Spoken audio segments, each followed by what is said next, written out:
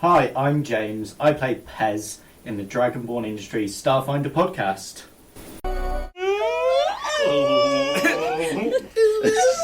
It's the fingers together. It's like I really want to do like the big heavy blush and like the thick eyeliner. Oh.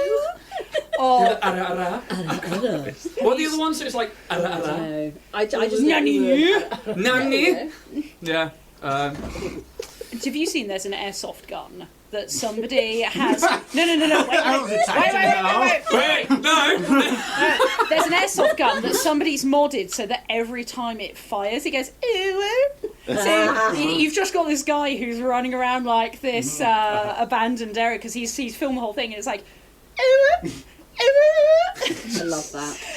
That's cool. And then it has the as it reloads. See, I love those kind of noises because I think there's nothing more funny than being in the middle of a being in the middle of a workplace, and Jack can attest this. Just the middle of a dead quiet workplace, just be like, oh god. It's just like the most inappropriate fucking thing ever. That's just why I don't work in public anymore. Or allowed to. Yeah. Oh, how is everyone? Yeah, not too bad. Sleeping. Yeah. Sexy. Yeah, Sleepy and sexy. we're the best kind of sleepy sexy to be, really. Yeah, Sleepy and sexy. exactly. You know, tick both boxes. We're down and Alex tonight for podcast listeners. We are, unfortunately, a little under the weather. Most of us in here are all sleepy or fucking dumb. So it's gonna be. Yeah, we really have hit like those mid-January blues now. Well, this is supposed to be apparently the most depressing day of the year. I'm so sorry, James, you're about to say that. That's right. It's You alright, we can can say cut him off. He's from a cut different it. continent, we can James, cut him say off. He's from a different continent, it's fine. It's, Oh, my people are used to it, it's fine. oh my god. Let's start on your people, mate. Yeah. Happy Blue Monday. Yeah. Yay. That just sounds like porn to me. Blue Monday. Monday. I'm halfway through a haircut. Genuinely. Like, genuinely, this is like, we did it the other day. Because you came in, you were like, the inspiration behind the hair, and this was like last week, and I was I like, didn't say it like that. it was like that, but I get it, because it's this really long mohawk mullet at the moment, and I mean, if you grow it longer, you can do like the whole sort of that TV Viking, the TV show where it's like really short, and then you braid it up on. I mean like an undercut. That one, yeah, one of them. But I'm probably the least Viking person you've ever met. That is true. Like I may be You're a too Celt, but Scottish. yeah, I'm very much like the Dingwalls, like the kid who's got like the no chin, he's really spindly, but then he's got the belly, and he's got like the It's, were you an extra in Merida? yeah, basically. In the background.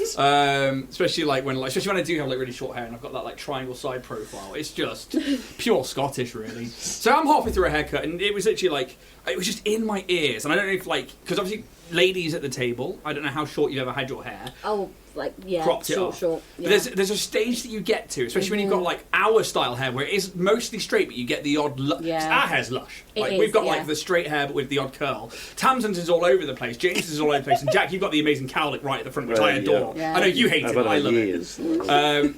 But like when you get to our bit, and it gets to here, it just curls straight into the eardrum. Yeah, it does. And so I was like, it's got to fucking go. It's got. So it was like, as my wife when she either side of it, and we got it all lined up for a mohawk. And then I just haven't been bothered since. So this is what I'm dealing with. Just literally half a haircut Harry here. Just that's NPC. It looks quite like rooster.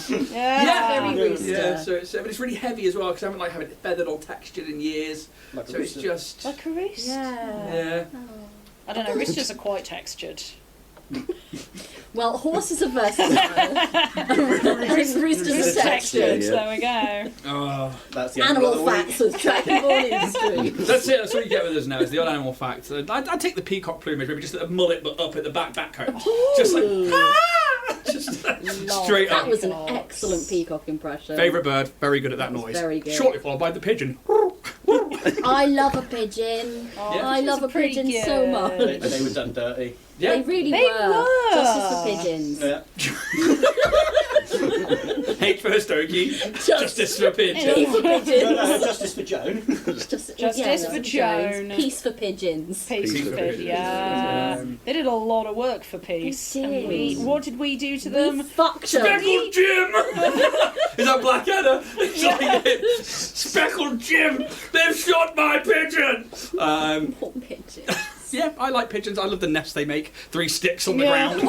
Close enough. Like, Bless them. but this is where we're going today with the bants already. This is it. This is the show. Yeah. So I'm just going to hand straight over to you, Steph. Cool. All right. Let's do this then. Oh no, Woo! Hufflepuff colours, no. Ugh. Hello, Hufflepuff. I'm Hufflepuff. Aye, it's me, Canonical NPC Jimmy. Some fingers, maybe. Who knows? Here's the thing, lads. I'm currently soup or super Jason. After Super 5 years. Jason. I'm Super Jason. After discovering my true calling in life was to promote and spread the word of Warrior Prince 3D. And I'm going to do that even not in my cocoonified state.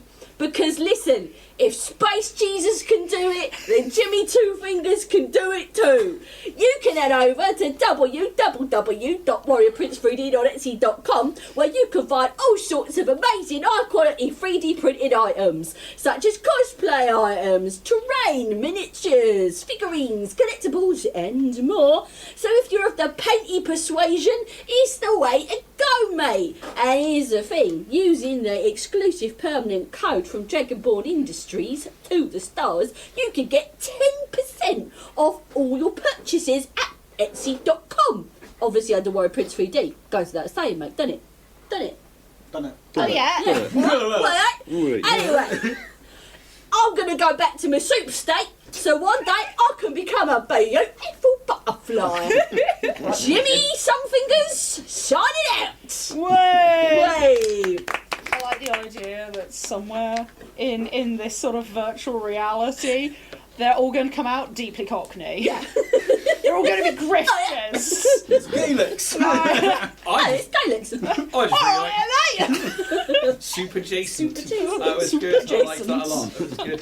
So please go check out Warrior Prince 3D. Go to their Etsy store. Use that code to the stars. And if you can't find something there, like Steph says, or Jimmy Somefingers says, slide on into his DMs. Speaking of spending your money, go over to rollandplaypress.com and use the code Dragonborn10 to get 10% off things like your Game Master's Fantasy Toolkit. Ooh, James, give me a number to 95. 72. 72. Let's see what kind of table. Straight to it, look at that. Divine Blessings. So this book gives you like tables and stuff that you can roll on to fill out things that you didn't necessarily think about, like Tricky Pete, the name. Hey, Jiggy Pete. It still gets me every time I see that thing, that little reel. And this one is Divine Blessing. So if you like, need a Divine Blessing real quick, Tamsin, roll me a d20, please. This will be the highest roll you make of the night. There's 40. 19. Yeah. Yeah, done. Divine Blessing, you have the God's favour. Now you can summon Divine Lightning to smite your foes once a day, which is very cool. Pretty overpowered. I probably wouldn't give that to a character. Give it to an NPC or a monster. But I would. Stephen. Stephen would get it. Yeah. Devon through A through E would get it. Go check out Roll and Play Press. They've got tons of other books there, not just the toolkits, but you know, things like the map libraries and also One Shot Wonders. All of those wonderful books. Go check them out. Use that affiliate code. It lets them know you come from us. And also, they're just really, really awesome guys. I'm going to hand over to James to talk about Twitch and YouTube. So with Twitch, you can use your Amazon Prime subscription. You get a free Twitch Prime subscription, and it's a great way that costs you no extra money to help our channel grow a little bit. You can get some of the exclusive emotes. I believe you get ad-free episodes as part of it as well. You do? As well as just helping us grow on YouTube. Share it with your nan, your uncle. As well, you've also now got the Dragonborn Industries Discord, which has just started. Yeah, we are going to put a big push on this year and attempt to try and break the 1,000 on YouTube. If you're here on Twitch at the same time, that's awesome. But yeah, all in all, we're just going to try and bring you more and more content. We've got Blood Punks now running on every other Thursday. We've got Painting Up the Monster Manuals back on a Thursday, which this Thursday, Steph and mine's live show back from August will be the one that is going to be up and running. So you're going to see what we painted with the Pit Fiend and the combat we had there. Do you remember it? I do. He's on my Christmas cake at the moment. Aww. And I haven't posted him because of that, because it's not out yet. I was like, you will just stay with me. And so I've got a little scene with all my minis on my Christmas cake fighting the Pit Fiend. Oh, I love it. Yeah, mine is there. It's literally on the middle shelf, just by one of the houses ready to get photoed, ready for Thursday. Yes, and we've got things like a load more shows coming out with you. Obviously, we've got Light Well Live. We're going to have Maladum, which we're going to record, and Resident Evil's coming back as well. A whole boatload of shows. So please do make sure you're liking and subscribing on YouTube and Twitch, because it really does make a difference to us. If there's not anything from anybody else... for anyone local or maybe visiting Cornwall in the next couple of months, myself, Jack and Ian are going to be doing some intro to D&D sessions at Happy Piranha in Truro. I've also got my Gals and Pals sessions for ladies and femme presenting people. I've got that stuff up to May for that. We've got dates in February so far, but yeah, we've written a really fun setting. It doesn't matter how experienced you are with D&D, whether it's your first time, your 50th, come along, play, meet other nerds, and yeah, it's awesome.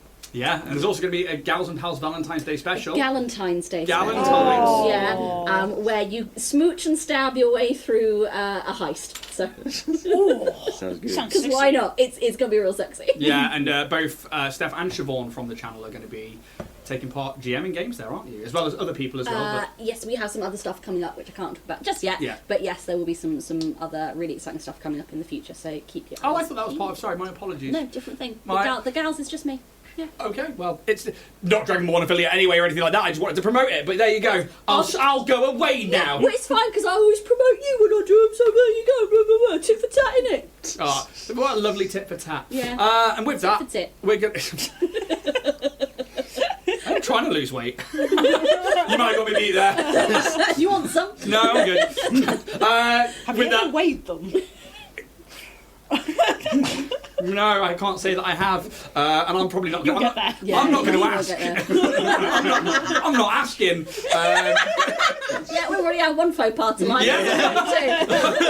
We'll cut it there. Thank you so much. We'll be back in a few minutes after the opening credits.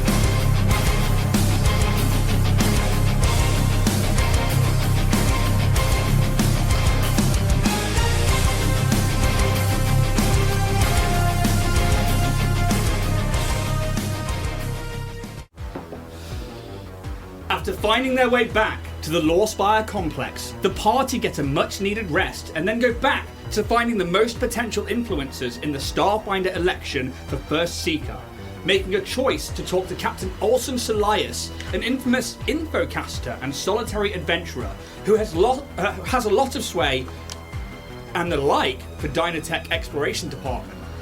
The crew set to work schmoozing the guy into maybe not being such a strong voice for Dynatech candidate Zan O. Having already spoken to two other influencers and gained a good standing with each of them, when it comes to the actual debate, the crew have a really good footing in trying to stop Zan from being elected as First Seeker. But there is still work to be done, and still a chance Dynatech candidate Zan O could still take the prime seat. And that is where we're jumping into today's session. You have just finished this conversation with Captain Olson Solias, this solitary adventurer who spends a lot of his time away on underwater subaquatic missions.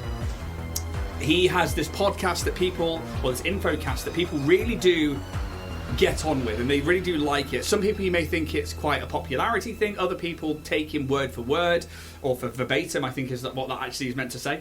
But you've managed to convince 3 of these Starfinder influencers, these envoys, to not necessarily pick a different person to choose, but to at least ask people to think about who they're voting for, rather than it be a popularity contest. It's probably late evening, and Captain Solias has probably made an excuse and then found another group of people who are swooning over him or left the bar. Tricky Pete's, getting tired. Still talking. I am retired. I must go.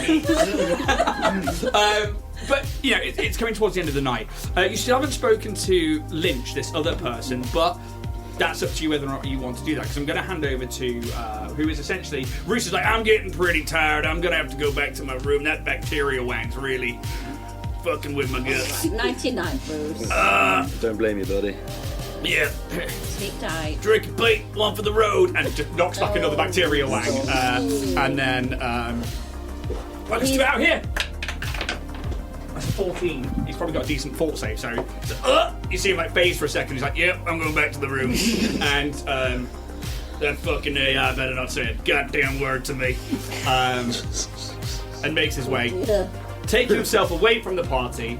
We're gonna have a Koshoria thing again, where he's just purple mushrooms. Maybe you just see him just looking at a mushroom that he's still got. But leaving what would be. Pez, our goblin mechanic, TJ, our Hastoki envoy, and Kaz, our Strix. Nanosite. Oh, he's claiming it. He's claiming it. Child at a bar. Well, what do we feel? Do we feel we need to cinch the Lynch? I like that. That's good. Just a little bit. Am I still dazed, stunned, and passed out? You are fine. It was only for 3 rounds. Pez is probably coming around I love you guys. Yes. Chips sound good right now. Tricky Pete, an order of chips, please. Suck up all that wang. I don't think you can say that to a child, Kaz. I don't have much experience with children, but I'm pretty sure you can't say that. Well, that's just what the drink's called, isn't it? Yeah.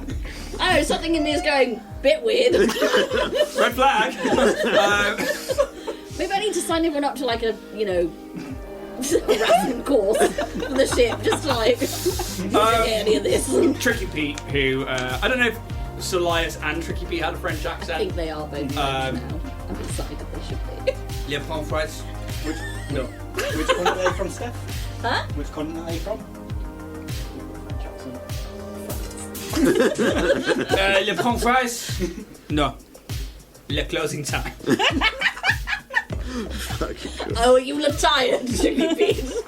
Ian's a bit tired, so you don't get much out of him. We'll get you some chips from, I don't know, a street van or something. Tricky Pete will turn around and he's like, I'm the dad, I go to bed. I really don't know, Tricky presses Pete. a button and some mechanical being just it's like a droid who's on it's the top half torso, but it's on a strut that then goes up and down the bar on a rail and just makes drinks to order. You have to put the credit stick into their chest cavity, and they will and make you the very shake weight. Make you because it's literally like that. We'll make you a cocktail and stuff like that. But otherwise, the bar inside the Lost Spire Complex atrium is closing for the night. I'll hand over to you three. You know that tomorrow, the beginnings of the electoral debate will begin. You know that the Halls of Exchange are a place on the Law Spire campus. That is where mid-morning it begins. So We have to get up bright and early with the dawn. Or if we're to convince them. How likely are we to get a foot in there? She was the one I was most dubious about. As was I. But at this point, it's sort of Why not? we've got nothing to lose and only something to gain. True. So I don't know if it'd be worth just having maybe a little conversation. Even if it's just to find out what her deal is for future. That's fair. That's fair enough.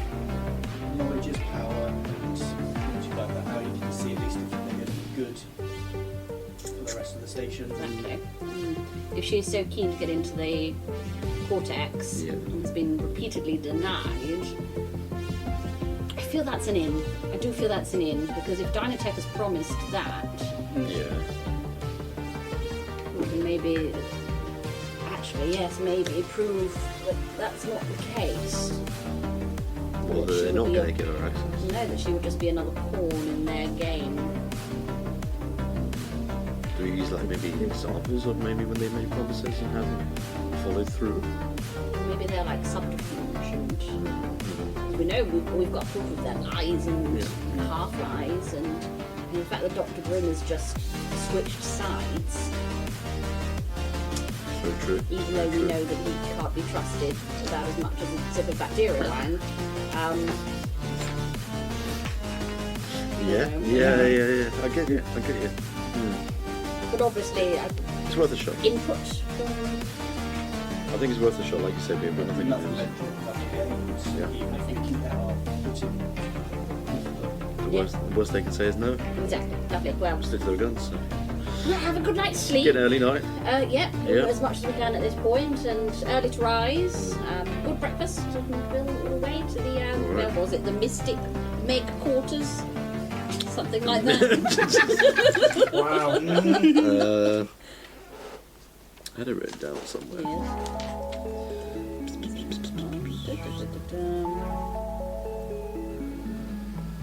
Oh, she was in the. I've only got her position, which is Arcana Miriam.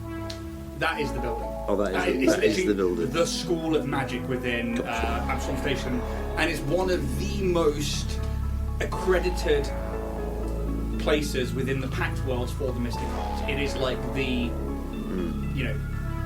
Ivy League University of mysticism.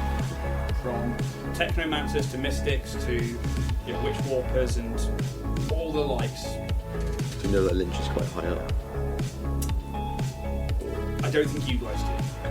We found out that she's kind of like at the forefront of the sort of darker magic, isn't she? Yeah. She's sort of the authority. Give me a recall knowledge check. You can add mysticism to that or culture, but you haven't called things. Let's do culture, because mysticism shite. 28. 19. 19. Okay, is that both culture, was it? Culture for me. Yeah, culture for me. You were told that, she essentially tenures at the Arcana Miriam. She is a Starfinder and has quarters here within the Lawspire complex, but chooses to stay with the Arcana Miriam because it's where she can do most of her study, where more access to things like from ancient relics to new spell ampoules and spell gems to things found from, throughout the gap. It is just a real place where anybody who is into mysticism, you're going to find them there. She has teachings there. She does teach. You have been told that she was. Been told the music is a little loud, apparently. Oh. All right. I'll bring that down a bit. There you go. My apologies. Hopefully that's a little bit better. The Arcana Miriam is a place where Lynch has found that she can continue her studies into the school of magic known as necromancy, which doesn't necessarily mean big bad evil or anything like that. It means a whole planet called Eox where people study. Like, there are the bone sages and stuff like that who rule over that planet, and they're part of the Pact. They're part of the Pact worlds. Make of that as you will, but they have been denied constantly access to the archive cortex when trying to do research. Apparently it's still too loud. Well, I've just taken it down again, so we'll... Yaz is saying we can't hear us at all. Can't hear them at all? Because of the music. Chat's saying it's quiet on the microphones as well. Interesting. Let's have a quick look here. Properties. We can spend an episode shouting. Technical difficulties.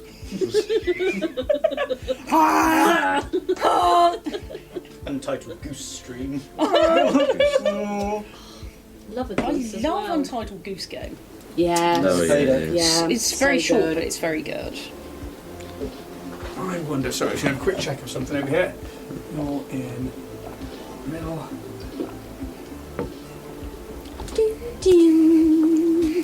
Or you can get a real close up of that haircut just then. Apparently it's better now.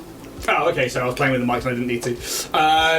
Yeah, just, let's give it 10 seconds just to make sure, because if we have got people mods telling us that we need to Start check. stream again. Remember what you said, guys. Except that one line. Yeah. Maybe it's good that that was quiet. So, we'll carry on for now, and we'll see how it goes, because it hasn't made a difference to it too much before. Well, we're bed for the night. So, Sleep tight. yeah. Come on, Bear, let's go home. Just walks off in the wrong direction. Weird kid. Real weird kid. Yeah. You never see Pez again.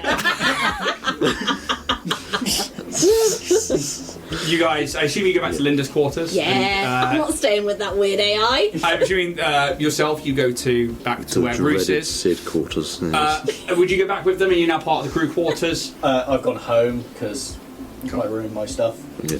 And Curfew. Yeah. you know your parents aren't there. There's just a note that says there's a fish on the cooker, and it's just like a raw space fish in a pan. Fish. It's just a fish in the pan. How late was it when we were going back to our rooms? Late evening, but I mean, like, Absalom Station's a 24-hour a day city. If you need something, Well, I might go try and make a visit to Rokai. okay.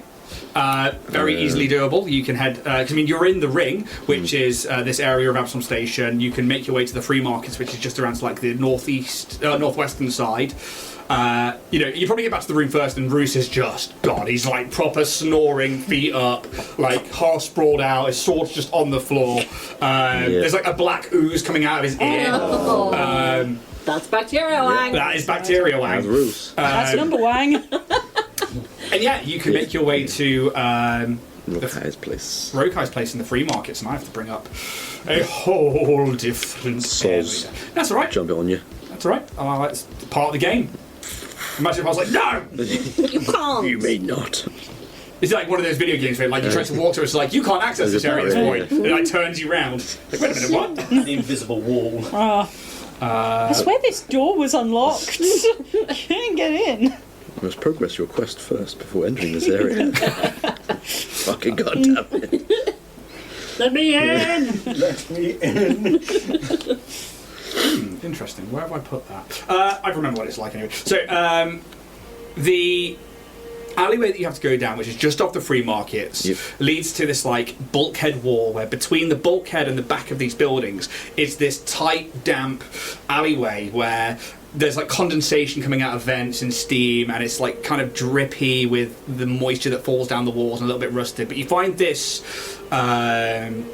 door that you know very, very well. There is a little placard on it that just says Rokai Shop, and yeah, it's probably like 11:30 at night.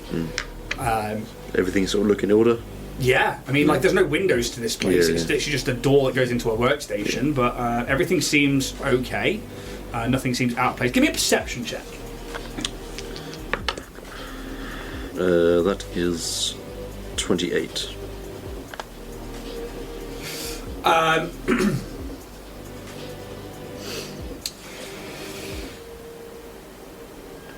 Everything seems in order. There seems to be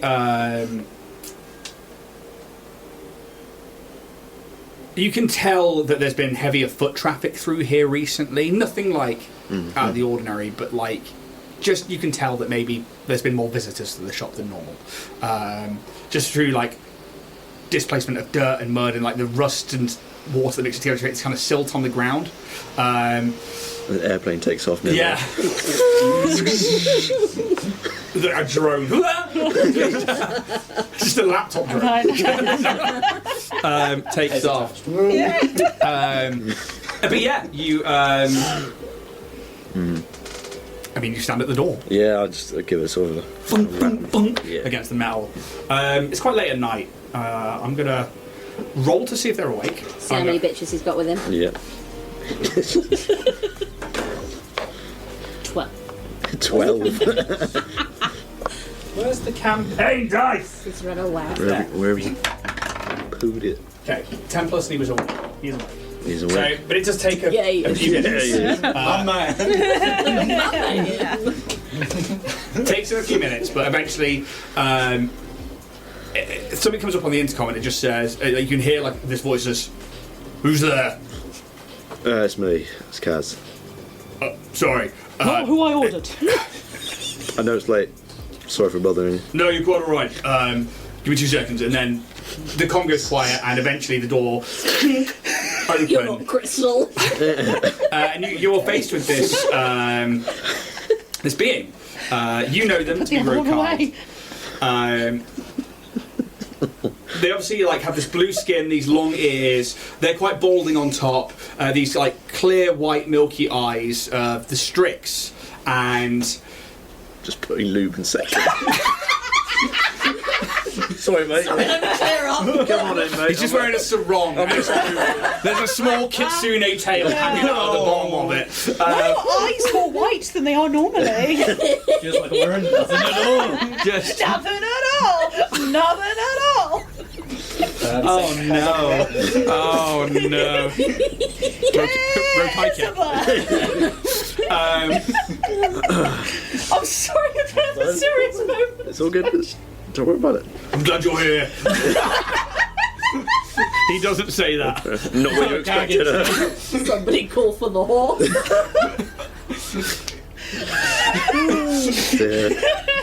It's good to see you, Kat. Just in time. How are you? How are you? Come in. And he beckons you inside. Thanks. Closes the door, locks it behind you. It's been a journey. So I hear. Yeah. Have you heard anything? Rumours and murmurings. I don't have the same connections I once did. Like you, I am a errant soul. But I still try and keep an eye out and ear out where possible. Obviously, you said about your former crew. Yes. I have been keeping an eye on traffic from the seas and from within the Pact World, and I believe there is a ship inbound.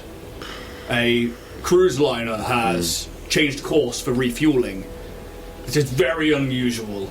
I suspect your contact is probably on the way. Brilliant. Good to know. Thank you. I was wondering if they would come. It's not like people from our background to not follow up on a loose end. True. Whether or not you have reached out and found a friend, I do not know. But I will try and keep an ear out for it. I hear if they are to follow schedule, they will be here in the next couple of days. Okay. Alright. The cruise liners are slow, but they make for a great unassuming entrance if you are trying to hide your way into somewhere. Yes. Well, I don't suppose you know anyone called Dr. Grimm, do you? Or have heard the murmurings? That is a name I have not heard for a long time. Yes. How do you know of this individual? Unfortunately, I had the lovely pleasure of meeting him for the second time today. The second time? Yes. First time I killed him, and now he's back. He's been researching how to clone, and he has been successful in that.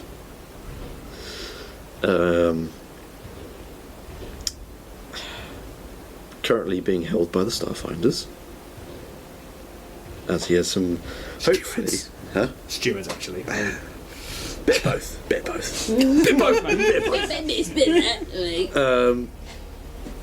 like. You might have some, hopefully, valuable information on Dynatech that could be of use How do you know of Dr. Grimm? When I was forced to go through the change like you were, the program was still quite new. Not many had survived the process. Many of them had deteriorated rather rapidly, the nanites eating their own bodies, as it were.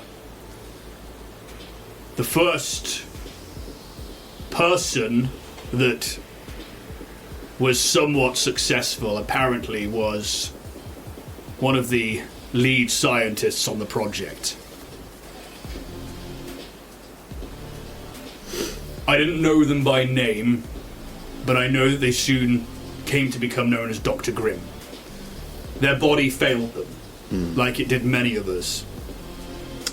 They deteriorated, but theirs was the only one, or the only case where the brain did not. Yes, there is no body left now. You said you saw them today. Oh, yes. Here, on Absalom Station. Correct. That is quite alarming. Yes. He was fostering an illegal operation, I would say, of the race of Decimar, farming their silk in very inhumane manners.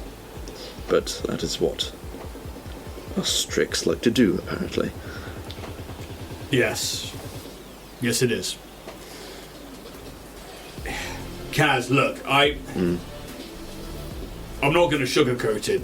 The program that we've both taken part in, whether by choice or not, is not for the faint-hearted. Yes, without a doubt. And you can see him, like, struggling with the words. He's never had to go this deep with anybody in terms of, like, an emotional connection, having to really bring this stuff up. And it's mostly been, like, an unspoken bond between you about the things that have happened to you. I left and was very lucky that they think I am no more. You, when I found you, I thought would be the same.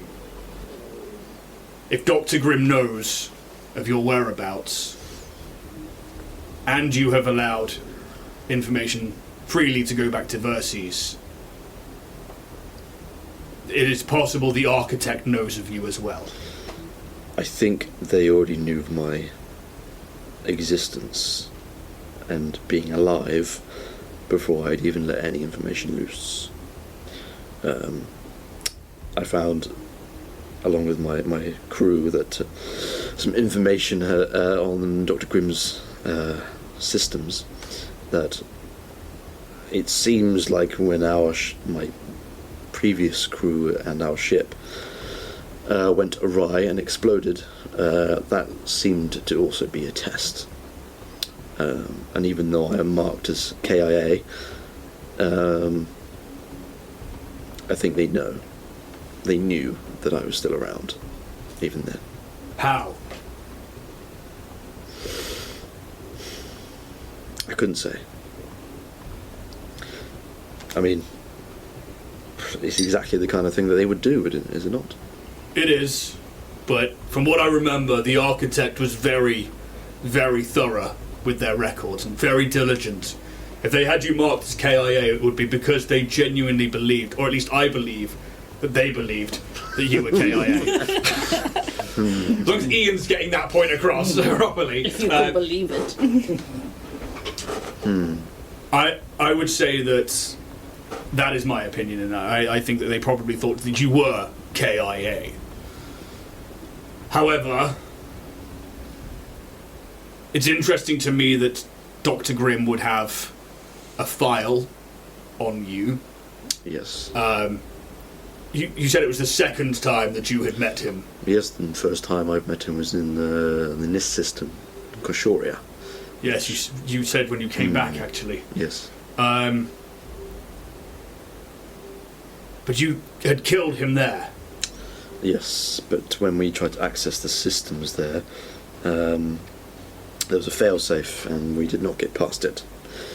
Thus, uploading information somewhere. We did not know where. And it seems that information probably got sent here, down in the very depths of the Absalom station. And he cloned himself. This is the first time he died, because he's marked as number 2. Although he has an assistant that he seems to like to clone many times. Another Strix? No, Vesk. I can't remember how many times it was, and it was like 20. 57? I've got 27 here. 50? That's too many. yeah. Each body. That's too many. Yeah, this Vesk called Nigel, as we know. Nigel? Whether that's his real name is beyond me. And you think that this data transference was... A consciousness. And you see him like, he nods for a second, and he's like, cognitive transference. Yep. That's the one. It's rumoured that Dr. Grimm's job for the architect was to do with cognitive function. Yeah. Mapping and taking this neuro pathways of a brain and seeing how they withstand the process of deatomization into nanites. Mm-hmm, mm-hmm. The rumour was that's what saved his brain and not his body. That makes sense. But that's as far as it goes, that I'm aware. Mm. If they haven't managed to begin cloning people and also using this cognitive transference, that is alarming. Yes, it is. That means that they are able to essentially live Forever. again and again and again. An agent sent out to destroy a target, go on a mission. If you know where that mission fails or where things go wrong, and that cognitive functions can be sent back and then put into a new body. Yep. How many times can you retry? How many times can you take back information? You could go on a suicide run and you could still bring back the information while leaving behind a corpse. Mm-hmm. That is exactly the kind of thing that people like you and I were made to do. Why train new soldiers when you can clone them? Scary thought. Yes. I'd say that this experiment is all in its infancy, but... What fear happens that to it's our not. abilities? If we are cloned... The force that we underwent, the training, the regime of the architect to be broken down and rebuilt, restructured, to force, and you see his hands change. And his is more like a T-1000 liquid that turns into like a long spike of this long sword, and then comes back. The trials we went through to achieve this, would a clone be able to do the same thing with the same neurological mapping, or with a cloned body? Well, I'm pretty sure Dr. Grimm still has his abilities. But you said he had no body. No, not the first time, nor the second time. But did you ever see him... Use abilities? Yes. abilities tied to nanocytes, like us? He created a cloud just like I could.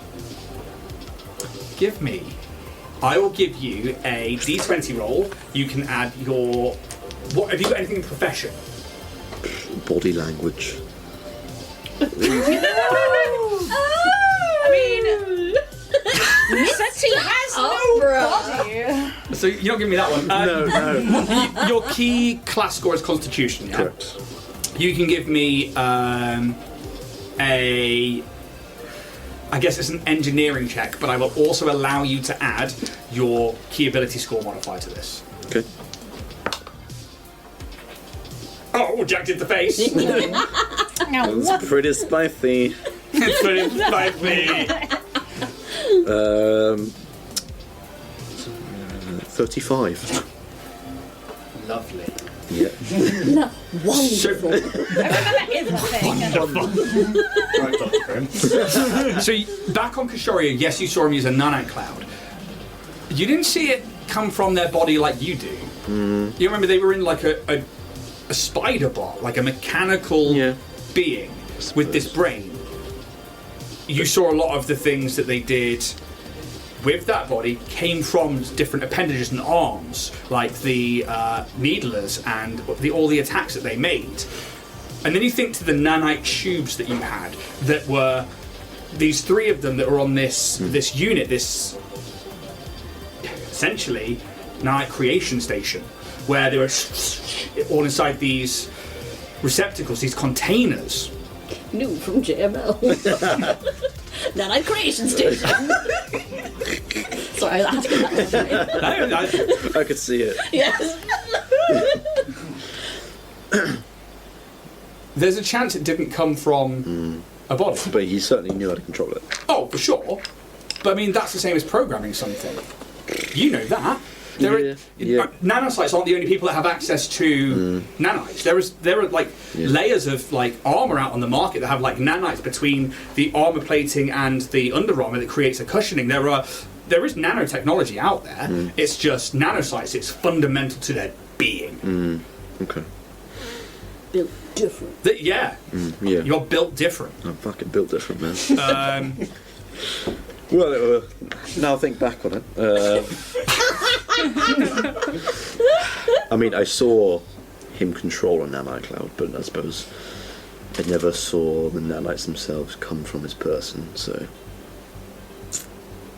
You say that Dr. Grimm is now in the custody of the stewards and the Starfinders. As far as I know, yes. Why? Because he's at a bit of a loose end with Dynatech now, and he's kind of finished his job. And he's willing to give information away as long as he's given freedom. Immunity, as it were, to do what he will. Diplomatic immunity. Yes, diplomatic immunity. I literally saw the Family Guy episode as well today where it's like, it's just been revoked. Which is funny because I was also trying to be our first ever Starfinder GM today, and I was like thinking about our old crew and how Ratchet used to shoot people and go, it's just been revoked. It's just been revoked. So, nice full circle there. Sin. I would be wary. Dr. Grimm was known for being grim. There's a reason he gained that name. And I didn't know him via his official title or name, but certainly the nickname he'd been given in what was already a very dark place. The architect and him worked very closely together. And...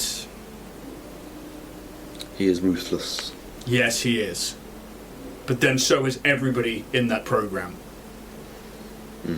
It takes a lot of time away. And you can see he's like looking at the ground a lot as well. A lot of time away and time to reflect on your actions. To lose that. Yeah. And it's never truly gone. Never truly leaves us. If Dr. Grimm has deflected from Dynatech,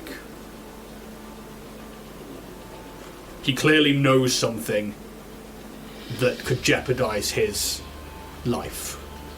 He has spent his entire life that I have known just trying to do anything he can to survive. I agree with that. I don't suppose you had like a name for the ship that's coming in, do you?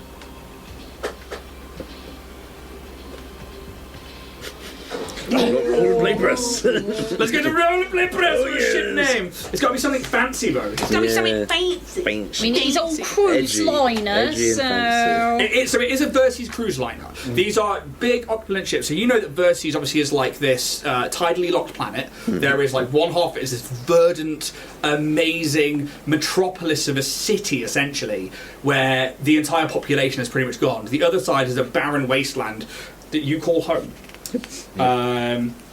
In one really dark tower that doesn't see the outside. In a dark, dark tower, Yeah. in a dark, dark desert. God, that's a throwback.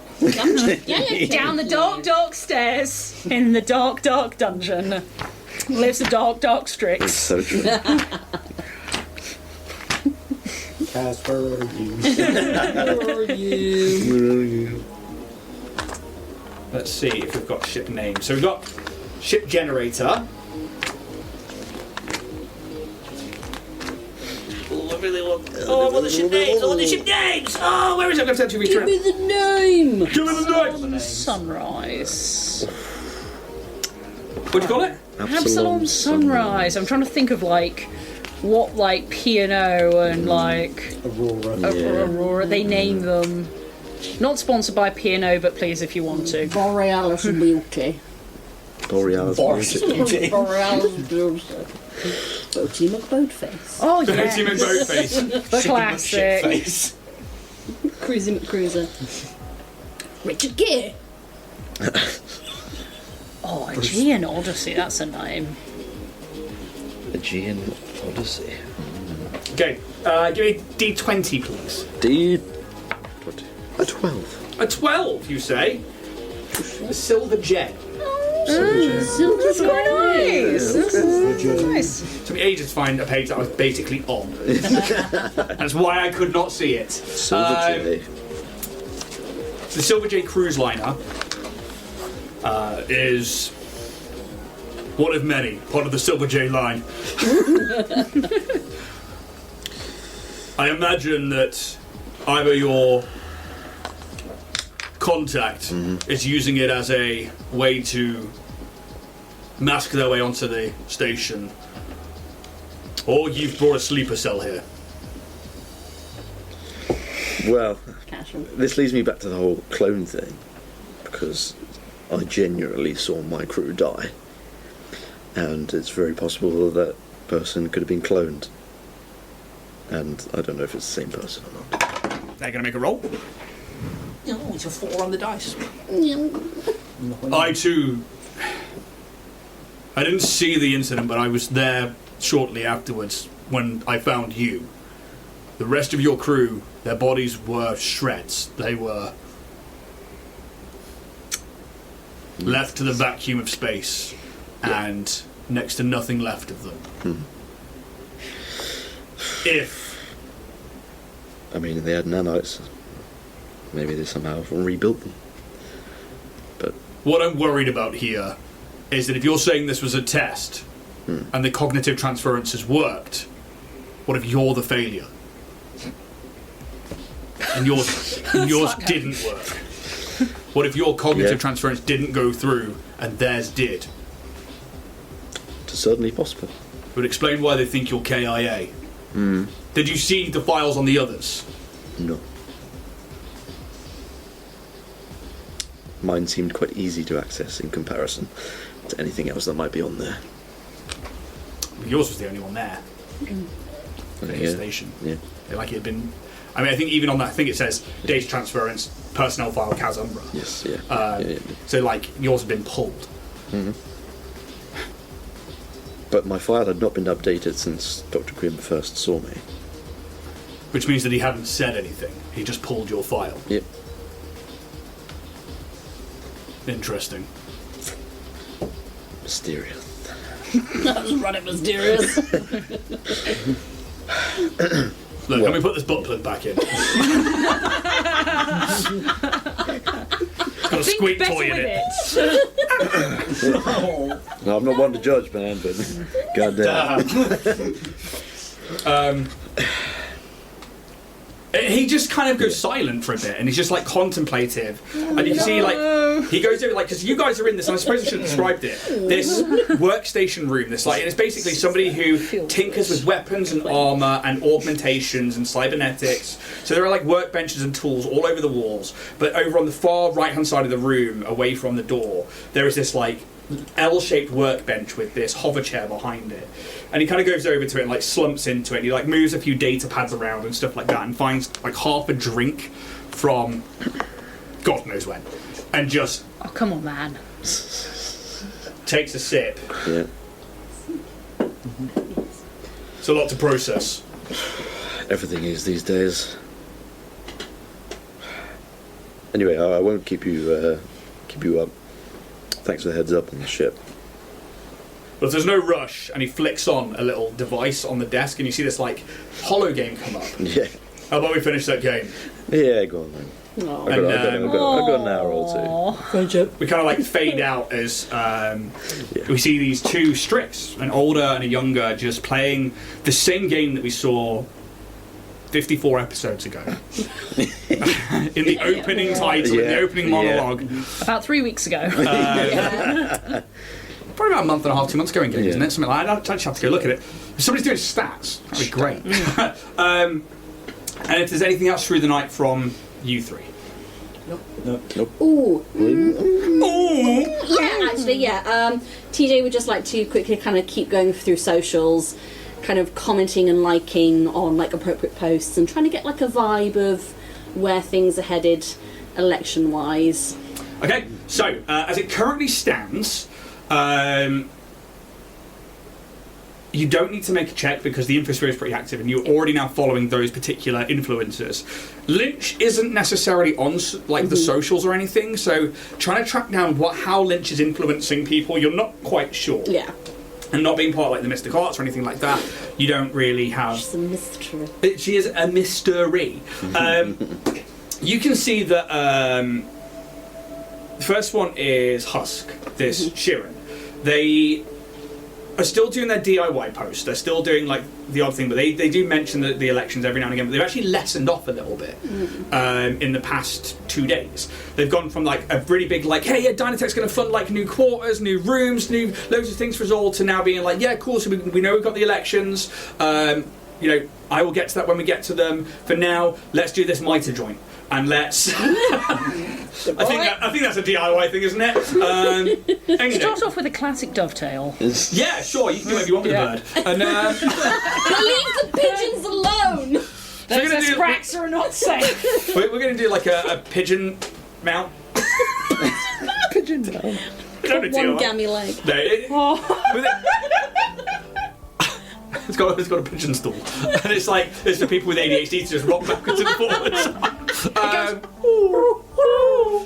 That's the noise it makes because it's like they're like really high They pitched. walk and they do that head bob, so it dot bobs every time. But they have lessened off being the Dynatech influence, but they're not now saying much, and you don't know if that's because they're waiting for the opening speeches and stuff like that, but also because you've influenced them enough to say, look, think about things. You've not told them to specifically choose somebody to stop pushing for, but you have said and given them some evidence to go, maybe don't. So they're now like, they're almost taking a bit of a back seat and waiting.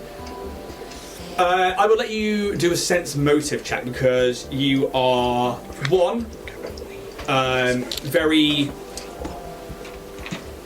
well aware of social media now and very well aware of things that are going on, and just in general I'd like a sense motive on Husk. Okay, I'm really sorry, Hephaestus has just had a stroke. I will get my number up for you in just a second.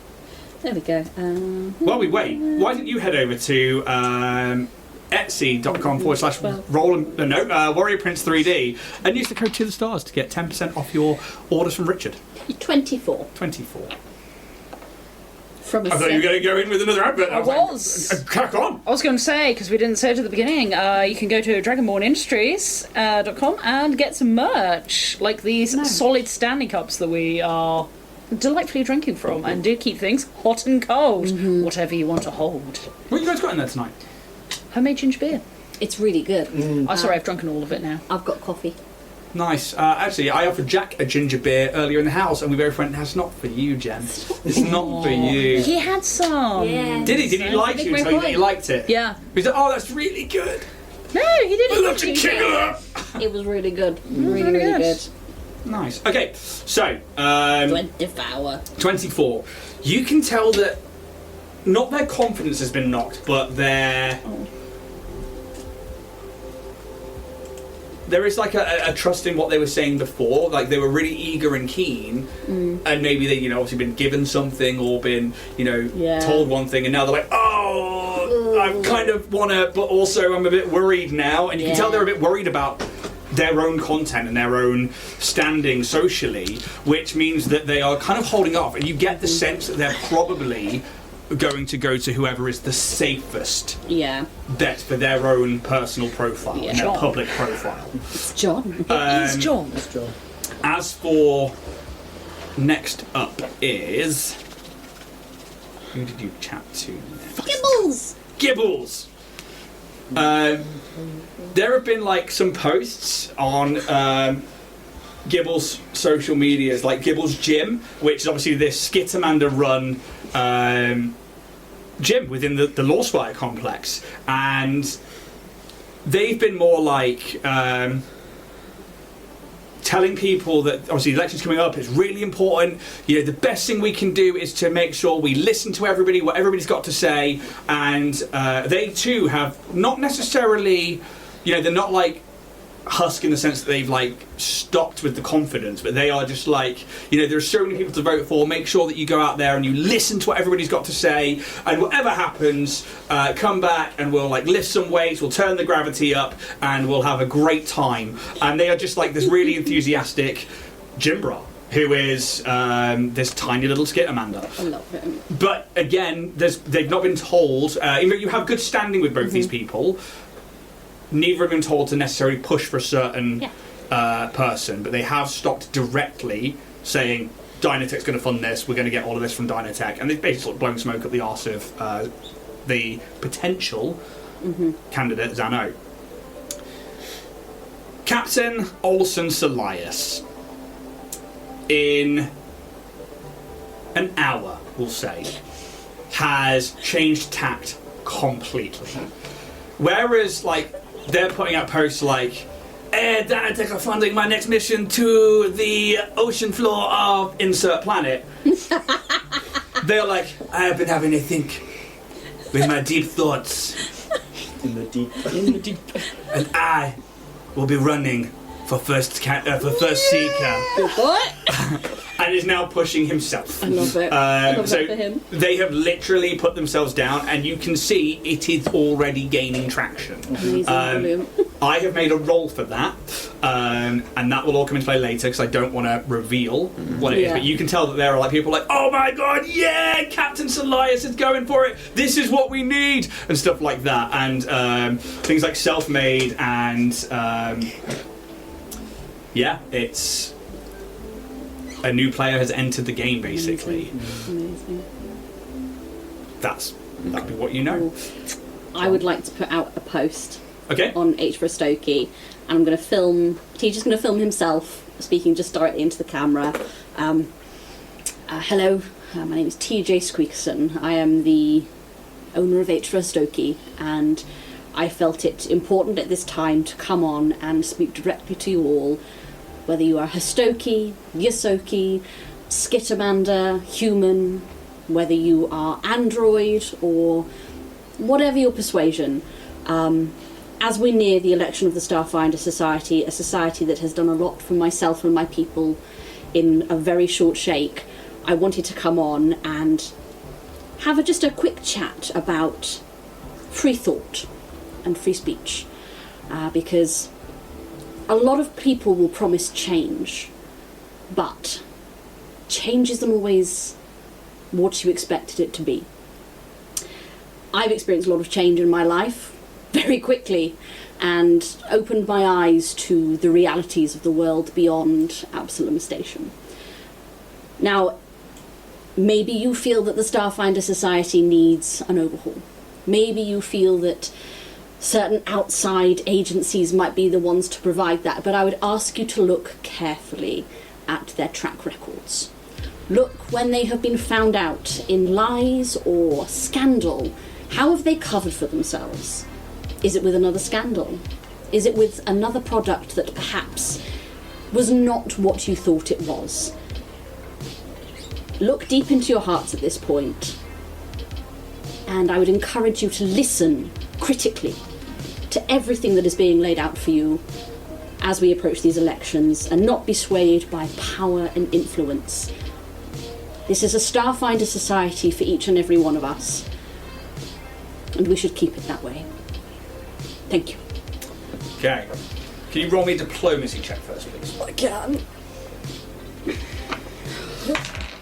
You may add expertise to this. Oh, okay. 26, 28, 34. Okay. Can you roll me a D100, please? Come on, hundreds. What do you say? 58. And 36. Jack, together is. Maths. 94. You gain 94 new followers. Sick. I very much liked that. Wait. So you can press it. Very good.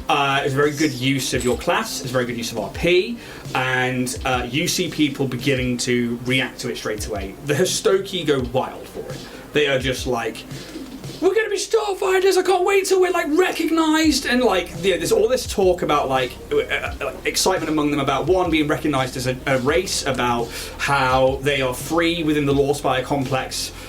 Which is kind of odd saying they can't really go out anywhere, but they still feel free and like they've got, their new home, and there's a lot of talk about that. There are people who are not Histoki who are like, H for Histoki, we are right behind you. There is a huge uprise in people wanting to see the Histoki become a recognised race within the pack world. So you see people referencing things like the android abolitionists. You see people talking about how in recent years people like Eoxians who, if this race of undead can be part of the pact as well, and most people see, especially with the corpse fleet who went off and were like, well, we want everybody dead because we're all going to go there somewhere, so we may as well kill everybody. Cut out the middleman. Yeah, it's exactly what the corpse fleet is. Whereas the other part of Eox is like, well, no, we have to play the game. But people are like, but we know. You are still like that. And people are like, the Eoxians can be, part of the pact and a recognised race, then the Histoki should be too. Very quickly, there is a Dynatech post that comes out, and it's within like half an hour. There is like the telltale signs of marketing all over, and you see it like flashing up on newsreels on the infosphere. You see like Rick Red, this Rapsolite news anchor, is just like, today we are seeing a more uprising, the need for the Histoki rehabilitation and making sure that they really find their place here within the Starfinder unit, well, within the pack, well, not within the Starfinder universe. I'm just going straight through the fourth wall. But you can see that it's starting to become big news, and like Dynatech are pushing that, like, yes, we may have created this race, but yes, we want to try and get them sanctioned as a recognised race within the Pact worlds. Social media posts are going out, and it's not quite H for Histoki, but it is like, the right people in the right place at the right time. The Histoki can be something more, and you can see they're like putting their own spin on it now. Which is interesting. There is still people who are just like, hang on a minute, and they'll comment on posts like, wait a minute, I've bought X amount of units and now I've got to hand them back for a refund because Dynatech say they've got a soul, but like, I've had them and they're idiots. And there are people like on the other side of the coin who are just either baiting or they are, ignorant and stuff like that with social medias. And it becomes an interesting point of contention for the night on the internet or on the infosphere. I love stirring up shit on the infosphere.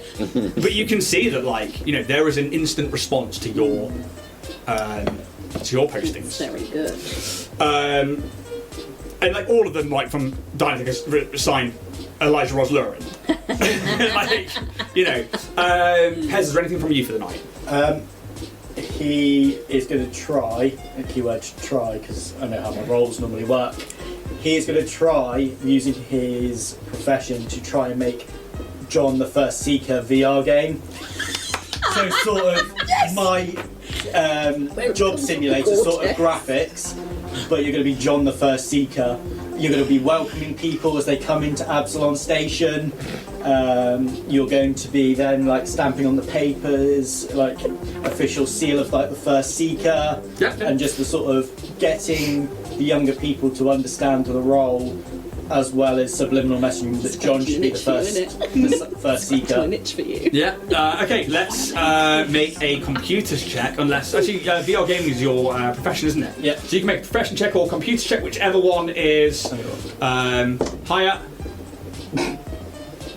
26. 26. Okay, so you begin the process of mapping out John, the door guy, as First Seeker in VR mode. Yeah. And it starts with just hands, and you can see that there's no arms, that you're in the custody uniform, this dark.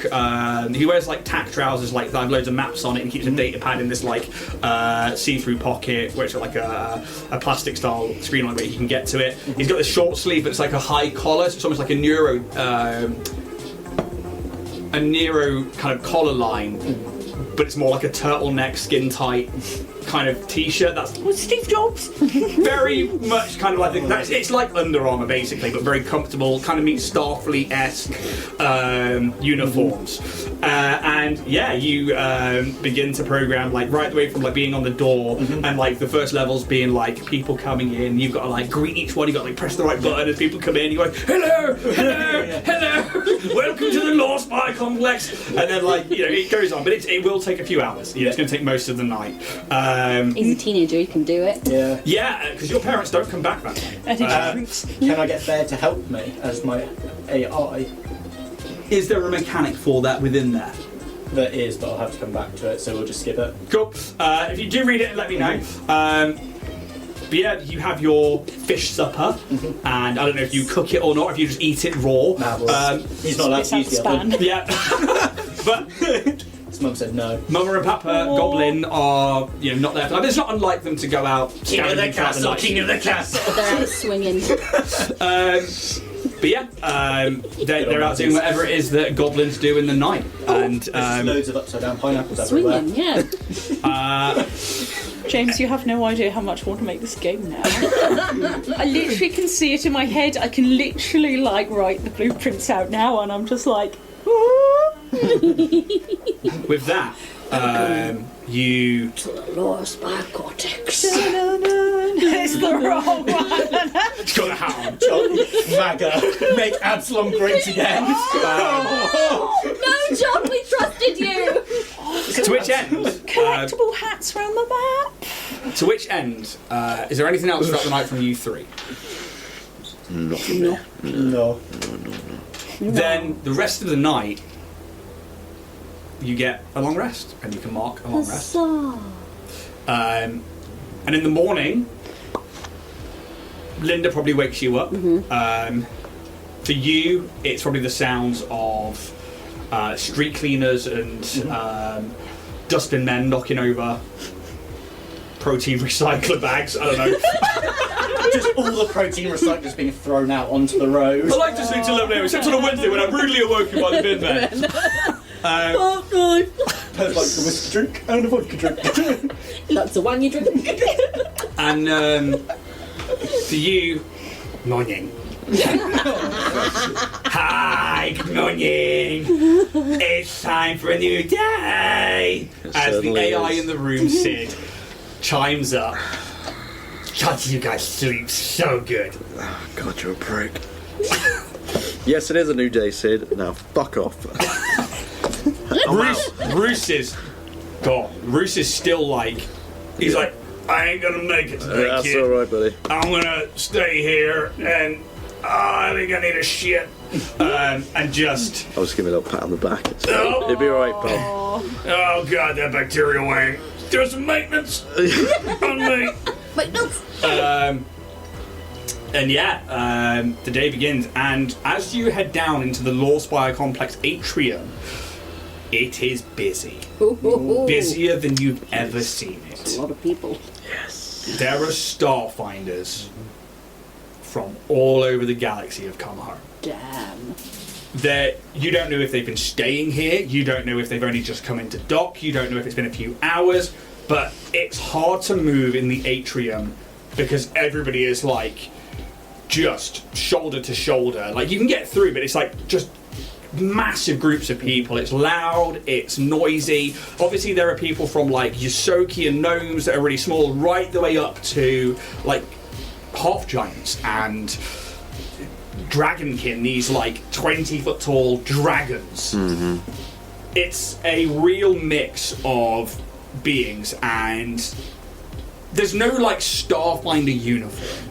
The custodians have this thing that they wear that kind of marks them as the custodians of the Starfinder Law Spire complex, but otherwise the only thing that gives it away is that most of them are all donning Starfinder badges, which you all have as well, and whether you wear them openly proudly, whether you don't, that's up to you.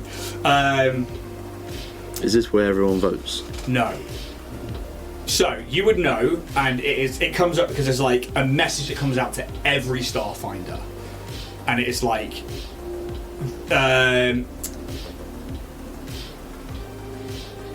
from 10 a.m. the halls of exchange will open. From there, the candidates will make their opening speeches, and all the Starfinders will get to see the new potential First Seekers. Please join us at 10 a.m. at the halls of exchange. And you know that's probably not that far away from the time that it is now. If you want, you can begin to start making your way over. Do you reckon that Lynch is already here? I mean, it's likely. I'm gonna use my networking to make a diplomacy check to kind of ping out to my contacts, like if anyone's got any information on where Lynch might be this morning.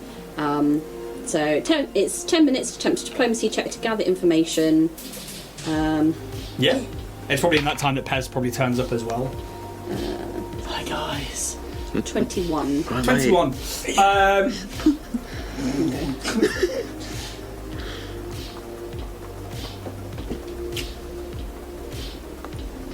Yeah, I think you've heard that Lynch is around. You're not sure, nobody's quite sure where, as this isn't normally where they frequent, but they have heard that there's probably like one or two like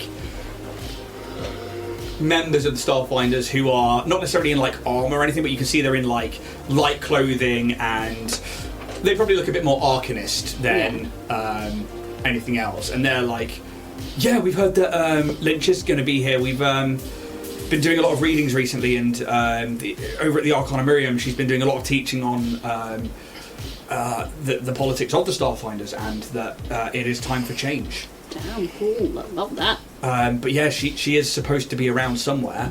I wouldn't be surprised if she's quite frank and to the point, so she's probably already over at the halls of exchange. Amazing, thank you so much. Thank you for your time, thank you for your openness, and happy election to you. And to you too. Nice. You can see they're a bit confused by that sentence, but they're like, okay. Listen, democracy is great. That's what I'm saying. Democracy is fantastic. I love being a part of this. This is wonderful. Oh yeah, no, adventures out there. Absolutely, we can work. Adventure awaits. We can work on that catchphrase. We'll change that up a bit, make it a bit more pizzazz. But there we go. Yeah, no, absolutely. Thank you very much. Thank you.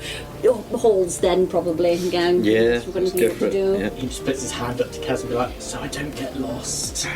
Should we use our big boy voices as well? So I don't get lost. There you go. All right, come Can you on, hold buddy. my hand, please, Kaz? All right then, if I must. So the halls of exchange is its own separated area of the Law Spire complex and campus. It's a grand building situated behind the main skyscraper-like tower of the Law Spire complex that boasts otherworldly architecture, sweeping round roofs of iridescent metals that come to a point before falling away into what first appears to be a glass facade, but you soon realise are like liquid membranes that light and movement bounce around on the inside. Great balconies can be seen within, which gives this place an air of like a recital auditorium or venue, yet also looks like this giant beetle of some kind in the middle of this area. Yet its sharp points also offer that of like a spiny creature curled up in hibernation. It's very kind of like Sydney Opera House-esque, but with sci-fi'd up. Here in this bright light area of the station,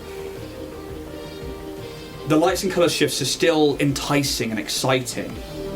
Many other Starfinders are on their way to this building and heading inside. And as you join the crowd of other crews, individuals, and custodians all making their way inside this large hexagonal entrance, it's at this point you find yourself walking next to an individual. Tamsin, what do they see? So she is humanoid. She's got pale grey blue skin and very long dark blue hair. That as it moves, it's almost like, as you see hair underwater, it like has that slight delay around it. But instead of it being like hairs, it's almost a bit smoky. As an end, there's no like individual hair ends. It's just like at first it seems to be strands, but then it just fades out. She is in a very long black dress that is high collar. It's covering pretty much most of her skin. And she is wearing a very large... Wait a sec. Very large, wide-brimmed hat. And she has got big gold sunglasses on. She's just sort of like moving around, very elegant in her walk, in her stride, sort of confident, but also like a sort of delicateness to it. Oh, madam, I do like your hat. Oh, hi. Hello. Hello. Thank you. Yes, I quite like my hat as well. Wonderful. It is. Afraid I must wear it, but yes. But I mean, it is a rather lovely hat. I did have it custom made. What? Who made it for you, dear lady, for my ask? Oh, it was Gil who made it. Made my suit. Oh, did he? Yeah. She comes down and looks at you. Oh, I will say she's about 5'8", 5'9", so she is going to come down and look at you. A giant woman. You son of a bitch, I'm in. Glory. Oh, the way to die. Glory, the way to die. Death by snow. And that is where we're going to take a 10-minute break. Jesus Christ. We'll be back in about 10 minutes, guys. Go get a drink. In that way. We'll see you then. Yeah. Big shout out to our sponsor Warrior Prince 3D, your one-stop shop for all cosplay items, miniatures, terrain and more. Use our permanent and exclusive code to the stars to get 10% off your order at www.warriorprince3d.etsy.com. Give it to you. You can take out the ripe. You've got to use like a little needle, and I just See, got you know how you're supposed to do half a pint in 10 minutes? They put the needle in me, and I think they got like 5 millilitres. Yeah. I like dribbled into a bag, and that was it. And that is the third time I've attempted to give blood, and all that ever comes out is just like a tiny dribble, and then it's immediately gone. And I'm just like, well, I've got tar in my veins. Yeah, I ain't getting it. I want to get that looked at. Yeah, because, you know, there are times where I've medically had to give blood, like for tests and stuff, and they're like, oh yeah, just prick your finger and bleed into this tiny pot that big, and I've managed to do... Where are you giving blood? No, this isn't... Like most people, it's like the cut in the elbow, right? And then they take a... Pennsylvania. No, this was like an at-home one. It was like, you need to send blood Aubrey off... too. Yeah, it was like, you need to send blood off for your test. So I pricked my finger, I gave out 1 drop, and I couldn't fill the rest. I was like trying to squeeze my finger, I got a knife and tried to open my finger more. I literally just couldn't bleed into this pot. I got like 2 drops out, and I was like, well, okay. Wow. I don't why bleed. You look out for vampire male blood scams. That's what that was. Yeah, Right? I mean, like, That possibly There's was. I'm pretty sure. There's not even like a blood prick test. We are from the NHS, totally. Send us your blood in a little bag in the post.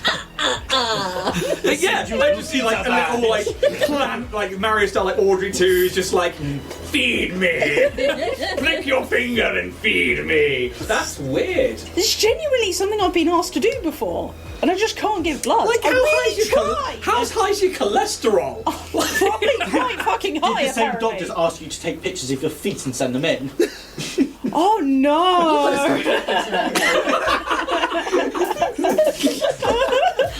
Like, yeah, because I mean, obviously, then, so you're quite a rare blood group then. If you're Neg. O neg, because I'm A neg. Yeah. I don't think that's. I think it's like the 3rd rarest. Maybe I can't quite remember. Anybody else know their blood groups? Red. That's the source. Yeah. I genuinely don't fucking know. Do you know yours? O positive. Most common. Yeah. So, you know, we've got a shiny in the room, and then the rest of us are uncommons, really. No showcase. Mudblades. No. No showcase. Showcase. Okay. I'm stuck in sit now. That's it. But we're back for part 2 of this wonderful Dragonborn Industries podcast. If you don't listen to us on podcast, please go listen to the intros just to hear Jax, because they're so warming and lovely. Do you know, we had, for the first time in over a year, we actually had a day of 0 downloads. Wow. And I didn't notice it. And I was like, damn it! I was like, I'd have gone and downloaded it, which I totally do. I really should probably go and download our own podcast. Yeah. I would just watch it back on YouTube when I need to. But yeah, for the first time in over a year, which I think is quite an achievement, is to say that we've had a download It's got to happen at some every point. single day since we started. At least one, some days, sometimes 2. And I think we're close to 5,000 downloads That's now, which That's is pretty good. Good. yeah, which is quite scary for me. Yeah. I'm like, oh, Big number, that. yeah, I think Rather not think about it. yeah, that's why I've been putting it off for a while. I've been like, oh, okay, I'm just going to ignore that until we hit the 5,000, and then I might say something. But I said it before it. Here we are, having this conversation now. So, you know, where do we go from here? Downhill. It might well be, I don't know. Yeah, Yeah. Into an election. Ooh. because you're right. The Starfinder election for First Seeker is upon you. So is my gas. Enjoy that. Wonderful. Obviously, you guys have been mixed up in the fallout of Dynatech from the word go. From being a crew, TJ and Kaz especially. You're actually the only 2 OGs in the room right now. We are the only OGs. Yeah. There we are. You think about where your journey started in that briefing room in the lobby of Dynatech Industries, where Calyx, your friend, your crewmate, your brother, is currently down in the spike, turning himself into soup, becoming Super Jason. In the hope to aid their. Oh no! 2 weeks in a row. As soon as you said that, I was like, there it is. Fuck. God damn it. It's not a laughing matter, guys. It's not my blood pump campaign all over. Like, it's leaking. It is leaking. Leaking. Fucking hell. It's not what you want with blood. Your blood, maybe. It's not going to matter. It's not going to go Yeah, anywhere. I'd like mine to have Yours some. falls out like a biscuit. Blood. Like black pudding. It's just a sausage of blood. No. That's why I aspire to be super. Or at least Super Jason. I dream. Anyway. Yes. It's cute. Yeah, you started in the Dynatech lobby as a joint operation between the Starfinder Society and Dynatech Industries. Brought together Calyx, TJ from Dynatech, but then Kaz, Vorag, Skelken from the Starfinder Society to find and track down a missing crew of another expedition. This led you to the Dakchi system, where another member of Dynatech had killed the crew of the Zephyr Horizon, which then became your ship. And you called it the Orion's Hope after Captain Orion Ordana. Rip. In coming back, you were hailed as heroes by the company, put out on their media presence via entertainment manager Kimpaya Zaki, Calyx's sponsor of such, who had bought them back from Koshoria as a way to show off this silk and this artwork, which now seems like maybe it was a bit of a ploy to bring the Decimar to Absalom Station, to bring their DNA, to bring their eggs, to smuggle them from Aslanti space to the Pact World so that Dr. Grimm could clone them and they could manufacture Decimar silk here on the station. While also finding out at the same time that Dynatech Exploration Department head, Zano, this Shirin, this ex-crewmate of current First Seeker, Luwazi Elsabo, is also running, has called a vote of no confidence in the First Seeker, and has put themselves forward as a candidate for Dynatech and the Starfinder Society to become more integrated. Something that the data files, a group of the Starfinder Society that have a lot to do with corporate espionage and have a lot to do with making sure that the information that is potentially deadly that's found by the Starfinder Society out in the galaxy is potentially released at the right time, in the right moments, and they sort of put a bottleneck on it. So they go, yeah, we'll keep that to one side. We maybe won't tell people about this galaxy-ending machine that's on this ancient planet that some crazy lich has made that we've just stumbled upon. Because if we give that to people who maybe might trigger that, Bad times. we live in that galaxy. That could be a problem. Quite like this galaxy. Whereas other people Give it 5 out of 10. think that the data files and the archive cortex has too much bureaucracy, and that stops the freedom of information and is slowing progression of change, technology, magic, moving forwards in the universe. And this has become the beginnings of this election. You have been tasked to find information on Dynatech, as well as try and find the people who are influencing the elections. People who may have been paid off, maybe they have been bought, maybe they are being influenced by Dynatech in some way. But you have had a meeting with at least 3 of them, and have managed to get them on side, to get themselves thinking about who to actually vote for, rather than just pushing that Dynatech marketing and entertainment riz. God, this so nice. Which, again, if you haven't seen that, sure, please go check that. And on the way into the halls of exchange, this debating chambers within, or there's a whole building dedicated to the politics of the Starfinder Society here in the Lawspire campus. You find yourselves walking next to this solitary figure. This tall, to TJ, And Pez. you say Grace Greistand. The words escape me. Bluey grey.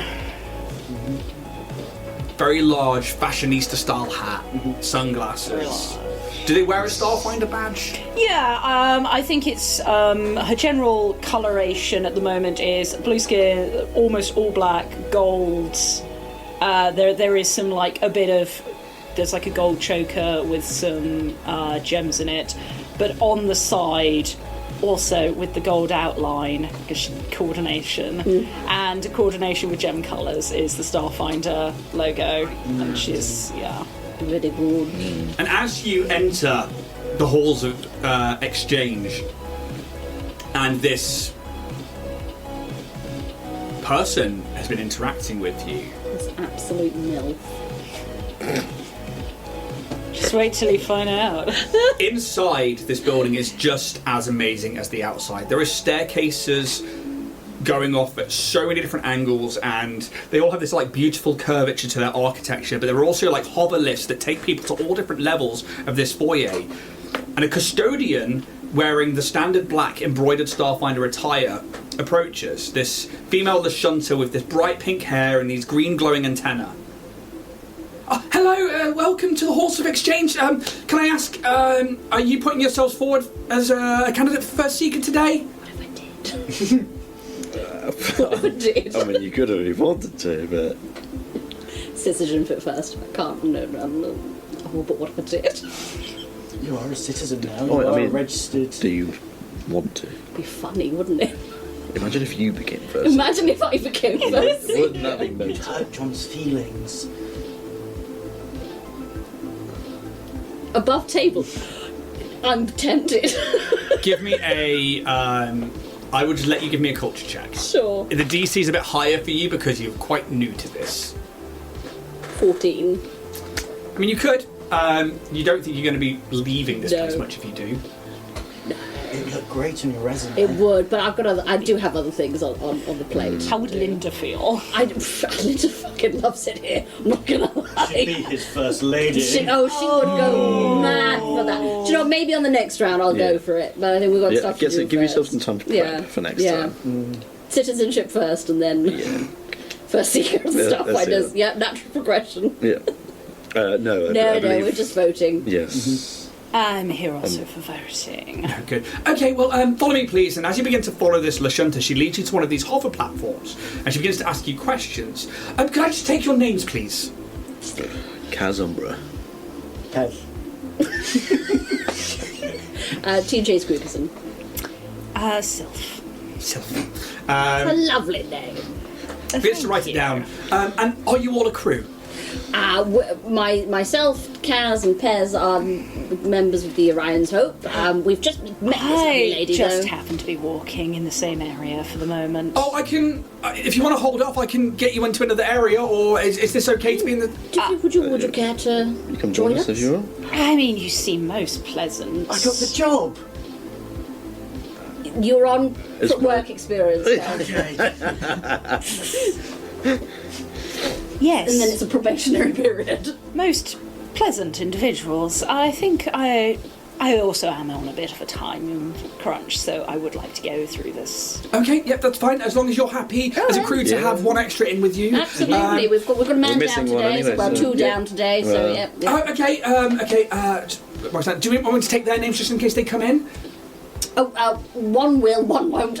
Roose Pitt is who we want as a potential. The other one is currently super adjacent, so won't be joining us today. It's an odd name.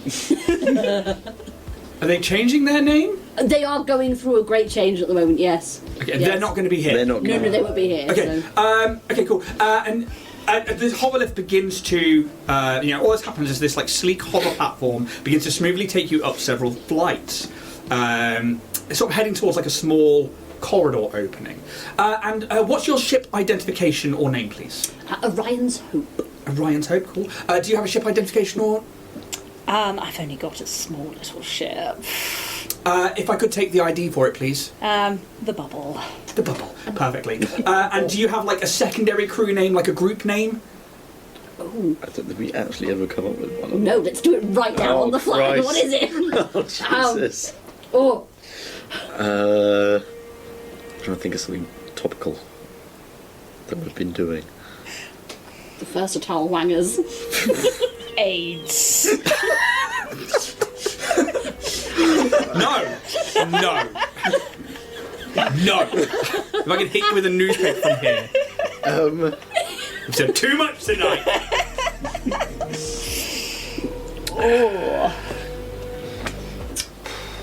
Troublemakers. Gas! Getting spicy. I mean, we have made nothing but trouble, no matter where we've gone. I mean, I have heard about you guys. The Advanced Interstellar Deployment Squad. Yeah. And that's strike one. I like where you're I going, mean, it's but pretty good, but we can't write that can't do down. that. No. Or I give myself a suggestion. You're too young for that. Quite like the troublemakers. It's kind of like, It's jaunty. it's not too high profile, it's a bit on the down low, Or we played with around the spelling a little bit, like TRUBBLE, makers of the troubles. Probably. Well, as you guys are Troublemakers. coming up with this, and you're still like, she's just waiting for an answer. I'm just sort of like in the corner a bit more, just like, Well, this sleek platform now arrives at a small corridor, and there's some gestures down the corridor. To whatever you decide your secondary crew name to be. For now, Pod 741 is all yours. Thank you. Please make sure all speakers and screens are turned on. They already should be, but please double check when you arrive. You wouldn't want to miss anything said. Data pads and comms are allowed, but we would ask you refrain from any flash photography. And they just have their hands gestured to the corridor ahead. If you do not mind me joining you. I know you're Please make absolutely more than welcome. yourself comfortable. As long as you don't kill us, I think we're fine. I have no particular reason to. Good. Neither do we. Yeah. Cass is just drinking it. It's the Kermit meme. You begin to make your way down this corridor, and you see that there are a few chambers on either side, but there's no like markings on the door or anything like that. There's nothing. There's no like art on the walls or anything, but every now and again there's like pulses of light that seem to dance across the iridescent metal of the walls, and it's very beautiful in a very serene, artistic way. As you enter the debating chamber. The debating chamber in the Law Spire complex is a marvel of futuristic architecture and technology designed to reflect the gravitas and grandeur of interstellar diplomacy. The chamber is circular, symbolising the equality and unity among the factions represented within the walls. The layout itself, you step foot into this almost, it was called a pod, and it's called a pod for a reason. It is almost circular, except for the back end where you come in is a flat that's up against the wall. And you can see that as you begin to look down over, there are rows of them all around this circular room, and you can see where people have come in from all different sides. Very Star Wars. Yeah. But it's only the top ring. And there's about 4 or 5 different layers of these pods. And you can see that some of them are starting to come out on struts and on jutties. Jutties? Jutties. Oh, I was listening to this new song, it was proper dutty. I hate that so much. Yeah, rah. Well, there's my next character. Envoy Lashon, he's like, yeah, it's proper dutty. Oh, that's so funny. Yeah. Oh, rah. Bucky. And you can see that people are. There's some pods have individuals in, other ones have crews in, or multiple people in, and they are starting to fill from all different areas. You can see that those staircases must have led off to different places around this auditorium. There is a central podium at the heart of the chamber, a raised transparent platform that serves as the speaker's podium. It is equipped with holographic projectors that can display visual aids, maps, and real-time data streams. I'm going to struggle with that one every time, thanks to you guys now. There are tiers of seats surrounding the podium that are connected to rings of more tiered seating for representatives, each seat outfitted with its own interactive console and holographic displays. You can see already that delegates and different people sit according to their political affiliations. They wear different armours, different robes, different clothing. Some of them look very grandeur in like full plate suits of armour, where other ones look very mundane, like people who work in an office. But they all seem to have some kind of tie to the people in the centre on that podium. And you do see people on that podium, and we'll get to those in a minute. The observation gallery, which is what you are in, is high above the seating tiers, and it is in this domed roof where there is like 3-4 layers of these pods where they can all come out and they create this like inverted, I'm trying to think of the right word here,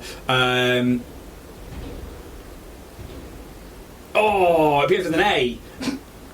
What are you trying to describe again? Yeah, when you're outside, amphitheatre. Kind of like from the top, it's like this, very just like the Minac kind of. Those steps. It's like Roman Colosseum. Yeah, very much like that. But it also allows for media and public observers to witness what happens here. Witness me.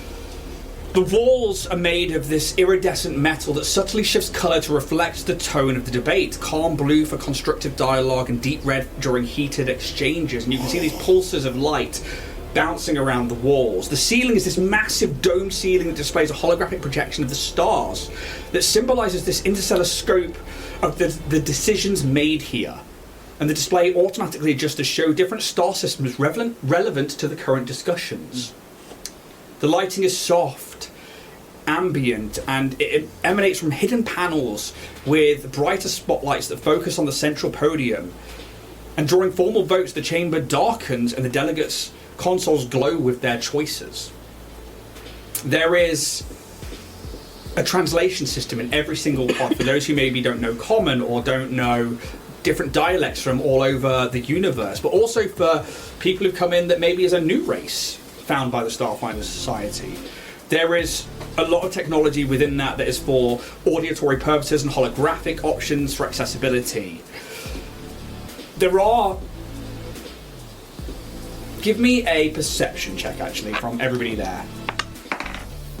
Oh, hello. That was a D12. Don't roll that, roll a d20. Roll the wrong one. Remember, you had your highest roll so far. Yeah, Yeah. I'll basically have. So, Kaz, 30. 30.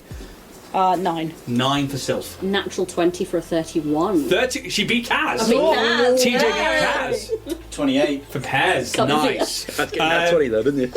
You see that there are invisible energy barriers surrounding sensitive areas, and discrete sentry drones patrol the space to ensure the safety of all attendees. The chamber resonates with a low hum, the sound of advanced systems working tirelessly. The acoustics are finely tuned to amplify voices, both naturally but also anything that could be amplified by some kind of technology or magic. It just aids in that as well. The Lawspire Complex's debating chamber stands as a testament to the ambition of its creators, a place where politics transcends individual planets and decisions shape the destiny of entire galaxies. On the central podium, there are a few individuals. There are currently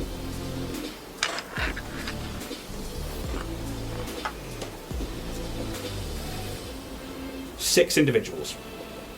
You see a human female, slightly tall, maybe just shy of 6 foot, a cybernetic left arm, this dark skin, large voluminous hair that's pulled back with a small bandana at the top front of their head. They are wearing the clothes of a Starfinder custodian. Clothes you've not seen her in before. You've seen her normally in like swashbuckler's trousers and a loose fitting shirt underneath some armour. This is Luwazi Elsebo. But now she's wearing a long sleeve custodian top, this very tight set, almost like jodhpurs, and just over knee-high black boots. She looks more official than you've ever seen her looking. And she dons, instead of the embroidered, she's got her own Starfinder badge in its place. You see, and you, for a minute, are like, that's a fucking dragon. And then realise it's a dragonkin. They are nearly 20 foot tall, and you see, covered in heavy plate armour, this soldier. You see Zano, sat calmly in their white trench coat, their purple and blue armour. The Shirin. You then see a human male, older, grey swept hair to one side, and you sort of like looking around the room, a little bit dazzled by the lights. Come on, 60 foot. He's like, and he's looking up and down the line as the rest of them look a bit more. Well, apart from one of them doesn't look as motionless, because next to John is a human male.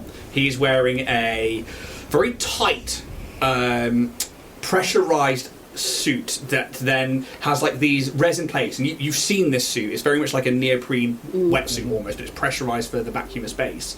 Very free, very moving, and he's got this long brown hair which is tucked behind his ears, and his arms are like he's treading water constantly. Captain Solias sits next to John, and even sat down, his arms are still like he's underwater. And then Luwazi. No, 6 so far. That is 6, isn't it? I think that's all of them. Oh, sorry, there is one more, sorry. That's 5. 5. The 6th person is a gnome.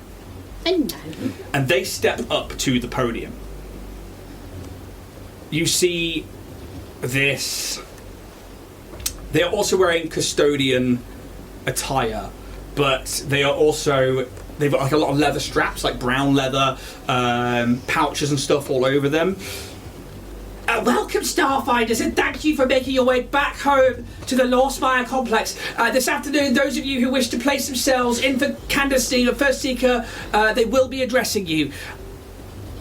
I ask that you politely listen to their opening addresses. We'll also remind you that this is just opening speeches, not the actual start of the debate. Please hold from calling out, asking your questions today. We've got time for that tomorrow. Please listen to the candidates. I cannot stress that enough. But just to absorb their messages and to get to know them before the debate starts. I will be your electoral speaker. I am Caldina Jobon. And I will be... Say again? Bless you. And I will be chairing the floor during these debates for First Seeker of the Starfinder Society. And you can see some people in their pods begin to clap, and everyone's still kind of getting into place, and that message comes out a few times. While the auditorium still fills, do you guys do anything? I don't know, I think I'm just waiting. Upon entering and sitting down, Sulphur's like put down a blanket to sort of sit on. She's not sitting directly on the chair, and she's just sort of like very composed on the chair. And she's going to look across at you guys and it's like, so who has your vote? Well, I'll tell you who doesn't. Oh. Is that Zano? Oh, really? Yeah. Any particular reasons? Oh, yeah, bad blood with Dynatech, I think, is the easiest way to sum it up. How about you, good lady? Anyone striking your fancy? Lizwari has never done bad by my eyes, but I see the desire for change. No, there's some interesting candidates down there, but I don't know. Zano has offered a lot. Well, yeah, she has. Shame she can't deliver on it, but there we go. But do any of them have the ability to deliver on all the things they promise? Sure, I think if anyone could deliver on their promises, it's John. Only because he hasn't promised really anything. Yes. He's great at shaking people's hands and saying So hello. good at that. It was rather fun to see he'd entered, although he doesn't look so comfortable up there. Bless him. He can't see, that's why. I want to have a little kind of look around just to kind of see if there's anyone that I can spot in the pods who is like, who I recognise either from who we've spoken to, or if there's anyone from Dynatech kind of like affiliated that's kind of cropping up as well. Okay, give me a perception check, please. I shall. Anything else from anybody else in this moment? I want to have a look at the droids. They're kind of drones. Yeah. As they're flying around, just kind of taking an interest in them, seeing if there's anything different about one than the other. Give me a engineering check, please. Can I do the same as TJ? Because I think he's quite defensive of them, that he knows that if there was anything going to go down, it would be now. Jack Go down. He just wants to beat the 31. Oh. That's what it is. You got 31, yeah? No, that's 29. 29 on this one. 45. Roll. Cast the horse umbrella. Oh, you still beat me. Oh no! Oh, you beat me. Sounds like you beat me. 47. You beat me on the initial roll, not on the modifier. So it's on a 22. Okay, from what? 7. Yeah. So, so I'm like looking around to see if there's sort of any suspicious activity. danger and threats.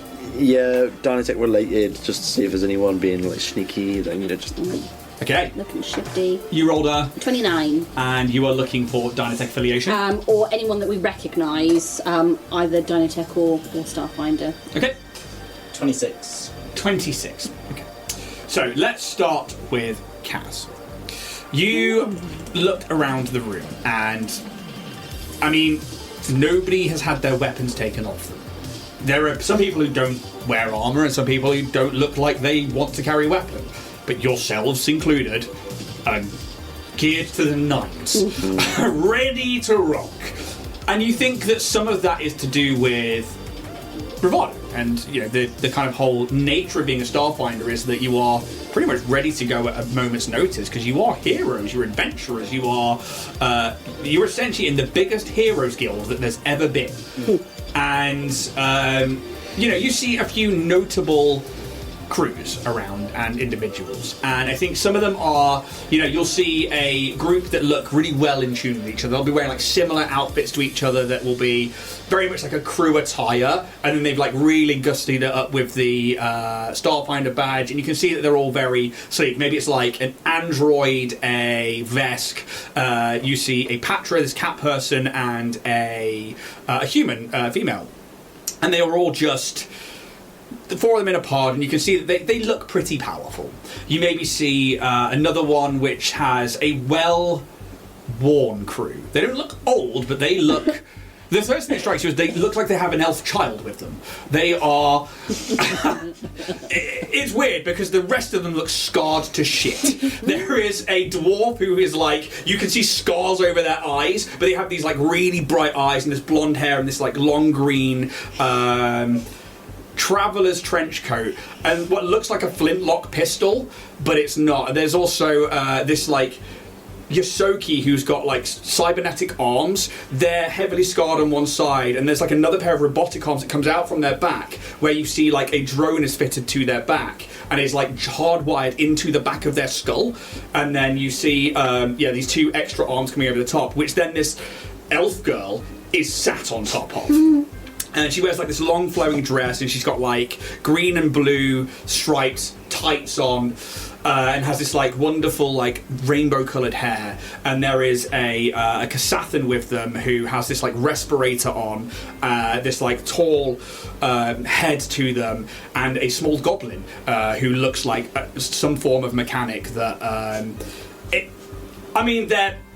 they're playing with like, or they're already like playing with the pod, and you can see that like the elf girl is like, stop it. And like the rest of them are just like, yeah, they look battered. They look really battered. Yeah. There are individuals. There is actually you see a kitsune, a fox-like race. This individual, they keep looking over their shoulder, and their pod hasn't come away from the wall. And you see that they are wearing this like body armor that looks like it's got enough pouches for projectile ammunition for like small arms or rifles, as well as having this then like flight suit jacket over the top of that. They are sat there with an android with this like very bright blue skin, and they're like looking down this tunnel and like trying to like ush people in, and they're like the last pod to come out, basically. They're clearly waiting. But there's loads of that around. There's like just different crews of different natures. But you don't sense or see like a Dynatech threat that you recognise. Okay. For yourself, you maybe see one individual who's letting loose a drone. Mm-hmm. And you keep an eye on the drone, and it just seems to be like a camera drone. But you can see that they have got a Dynatech official jacket on, basically. Yeah. Or shirt or name badge or something like that. Just a human, male, probably in their mid-30s. And you see them, they program something, they send it off, and you can tell this is probably like... I mean, give me a... what have you got that ties you to Dynatech in terms of knowing what these people would be? It would probably be my culture, because then my profession... because my corporate agent would reduce the DC by 5. Yeah, cool. Okay, 16, 17.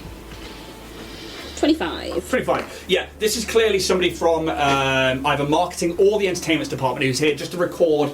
And you don't think it's like to broadcast, because that's not the kind of equipment they've got on them. Mm-hmm. But this is for obviously company use, or maybe for Zano. But there is clearly somebody here to record what goes on. For yourself, that drone, as TJ points it out, you're like, yep, that's different. Yep. The rest of these are like broadcast drones. Mm-hmm. And you can tell that the ones that are buzzing about are designed to live feed audio and visual to the pods. Mm-hmm. And that they're going to come up on screens in front of you all. Yep. But that one drone, you're like, that's clearly different. And you can see that it is a camera drone, and you then point out, yeah, they're like they're controlling it, but they're not trying to hide it. Yeah. But then you do see that there are sentry drones, Yeah. hidden in like little like areas. And you're like, oh yeah, there's some there, there's some there, there's some there. This place is pretty well equipped to deal with trouble. What did you roll What do you mean? on your engineering check? 26. 26. Okay, cool. Thank you very much.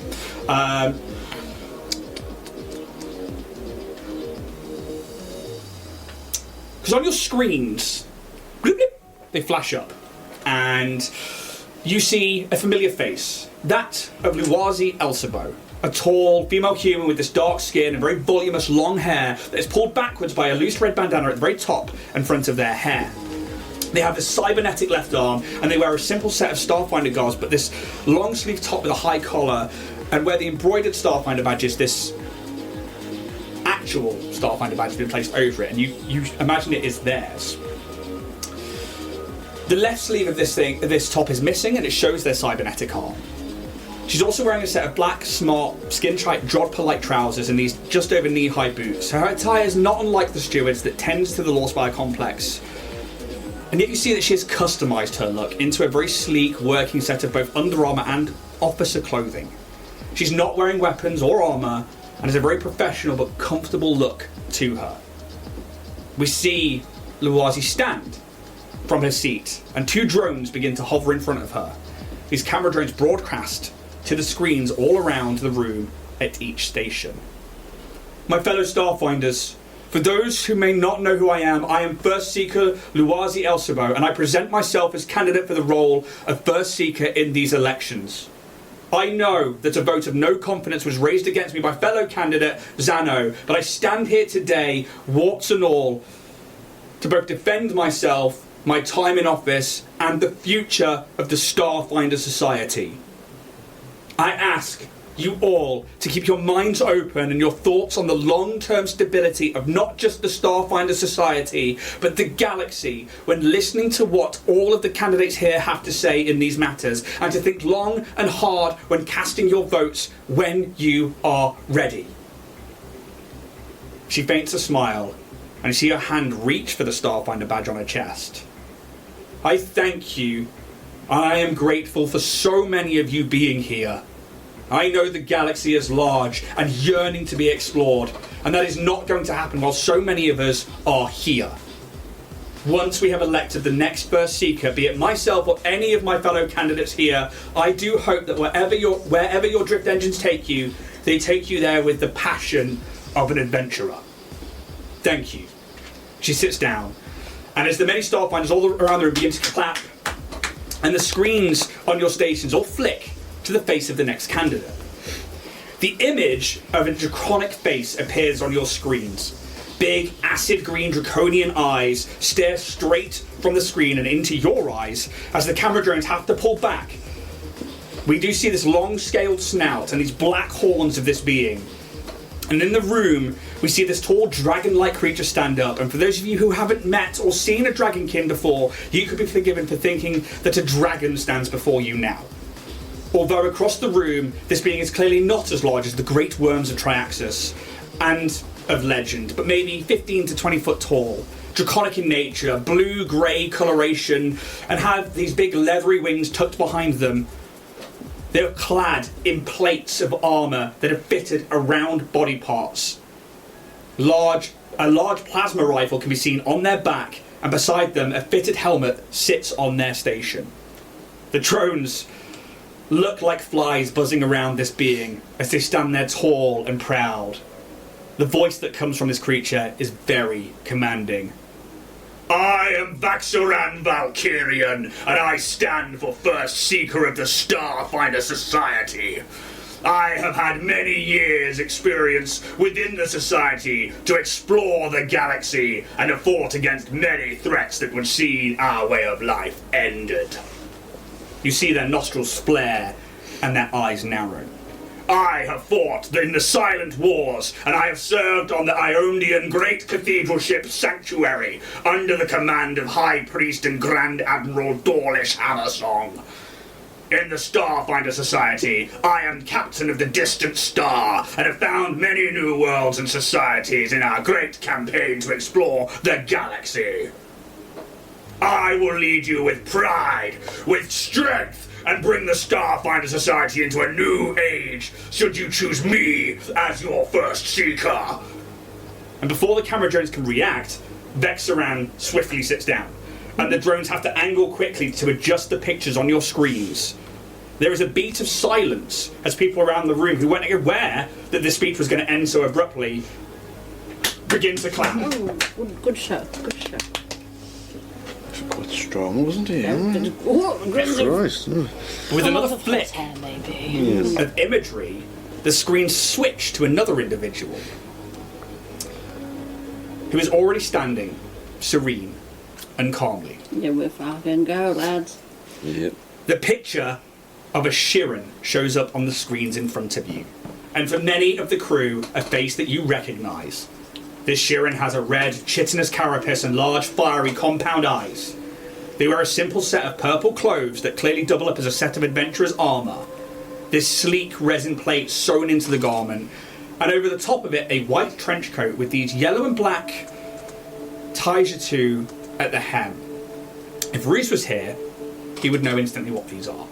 For the rest of you, you can make a mysticism or a culture check.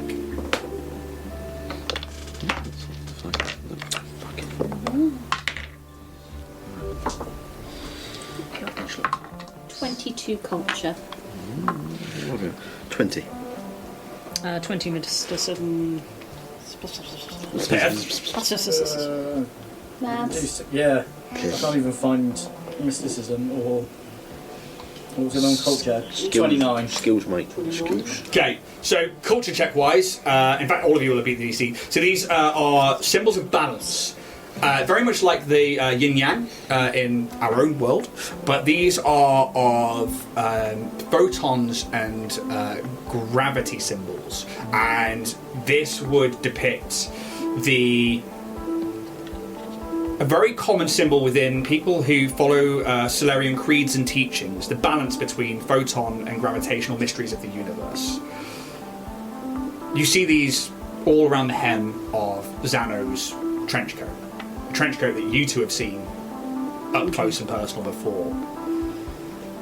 Also, they wear a badge of the Starfinder Society, which is displayed on the chest of this Shirin's armour. Their hand is raised as they wave and gesture around the room. The applause seems to go on for a little bit longer.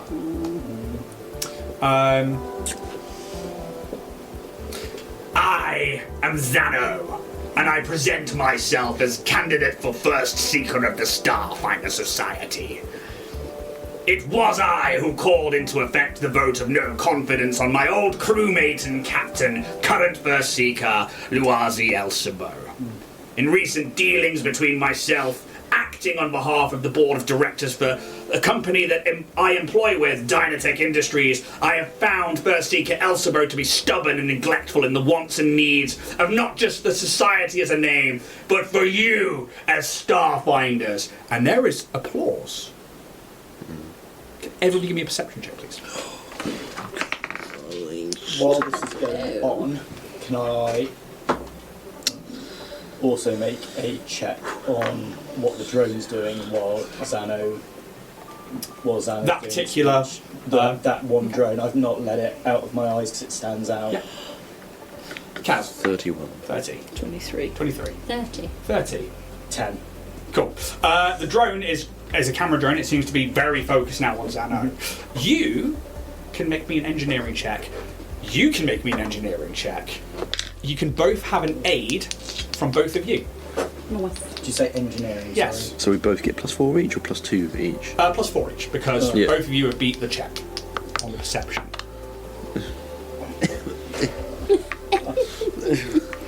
It'll still be like 50. No. So 26. 22. Okay. It's very loud, this applause. When you kind of look around, Augmented.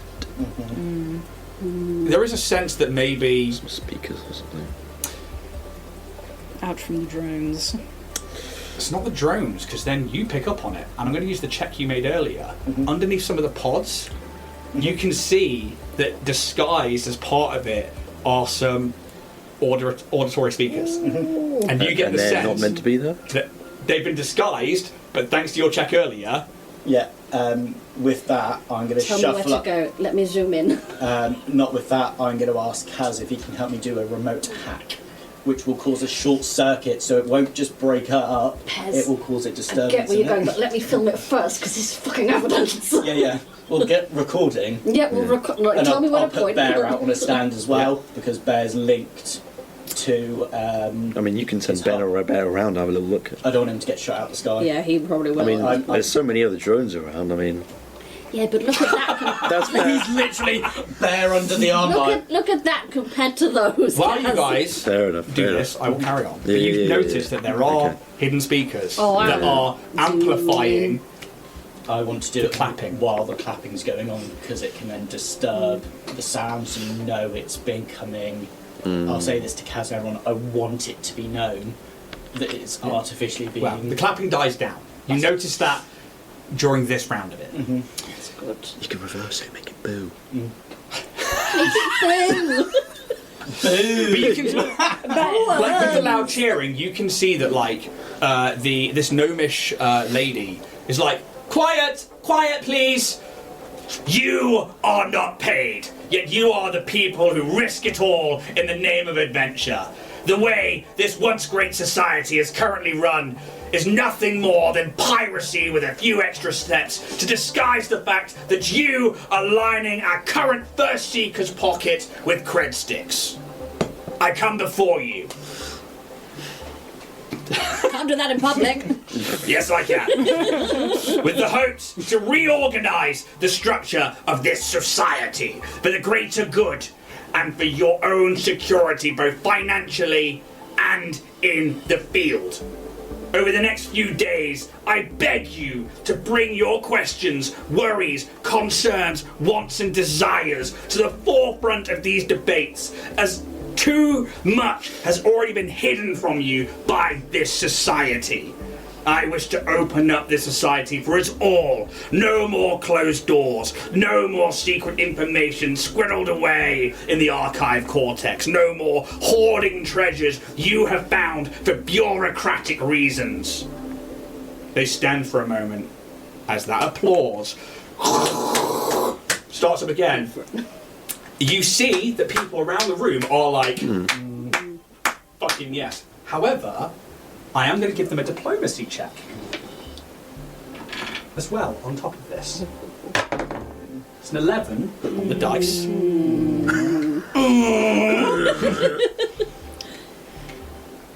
What do you think their plus is?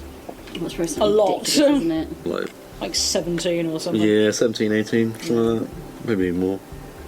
It's a 30 for a So, yeah, total. 19. Yeah. Yeah. Plus 19. As you can see that there are crews and like it's more of like the individual members of the Starfinder Society are like, yeah. Again, the speaker is like, please, quiet on the floor for the opening addresses. But the thunderous applause is still going off. What are you doing? So, You're enacting a plan. yeah, my idea was I have got what is called essentially short circuit, where as long as I am within 10 foot of it, I can cause a electronic disruption. Is that in one device? Where's it gone now? I let the tea go cold. Silly Billy. Silly Billy. I don't think it says overload. As a standard action, I can cause a short in an electrical device. An electrical And device. device. So you can get one of them. How many are there? Not every pod. Not every pod, no. But there are enough, maybe 20 around the room, that you can see, to amplify it from all directions. Or I can try and potentially remote. You could try and get into a device, if you think you can nail down the device that's controlling that. Do you want that? I mean, I'm going to put it out on socials anyway. Do we know if there's one on the bottom of our pod? Was there one under our pod that we could hear of? Give me a perception check. Can we do the Can you same? help with that? Yeah.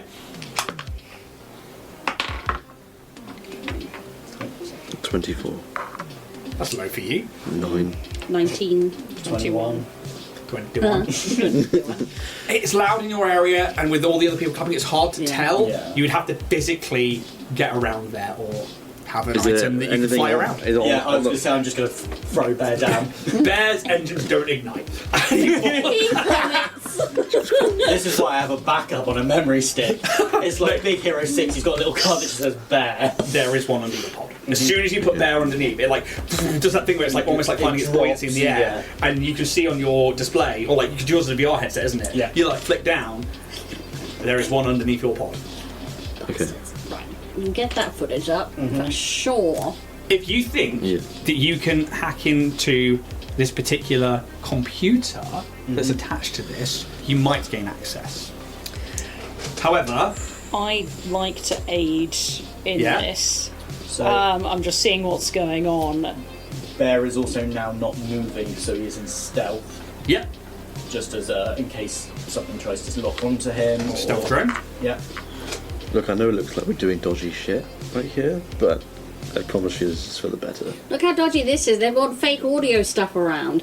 I had seen, and the it is footage that rather Bear's got crass. up. Is there like any kind of indicator, obviously, on these things of their brand Yeah. or their production? No. Interesting. Shall I put it out on the socials? Yeah, flag it. Flag it? Everyone's going to see Actually, it right no, now. not It, yet. it will cause a Wait. big spark. Big ruckus. Wait for us to get into it.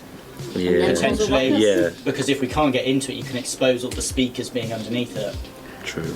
amplifying the clap. You don't want to amplify the clap. Oh, There's a right time to do it. It's not now. There's always a right time for the clap. Fuck me. That's what That's how gets you you the get clap. it! Spades! Was it worth the clap or was it not worth the clap? Clap. Spades. So, in this moment, as like the support is going on, Yeah. you've dropped the drone, you can see it. Tell me what you're doing. I'm going to get Bear to try and get close enough that I can remote hack in. Very while much he's- doable. While I am controlling Bear with a controller as part of my vid game. Yep. So that is a -5 on the check. On the Yeah. DC, you mean? Yeah, on the DC. On the DC Yeah. check. So, yeah. Don't get that wrong way around. Yeah. Okay, -5 on the DC. See? You're getting an aid. Do you have a I plus 10 am in it? doing a different aid. Okay. So, different aids. Guys, stop, guys. So I'm going to use empathetic support, which when aid another, instead of gaining a bonus to a skill check, the ally can roll the check twice and use the high result. So that's basically So- what Ren's got, but once a day. Yeah.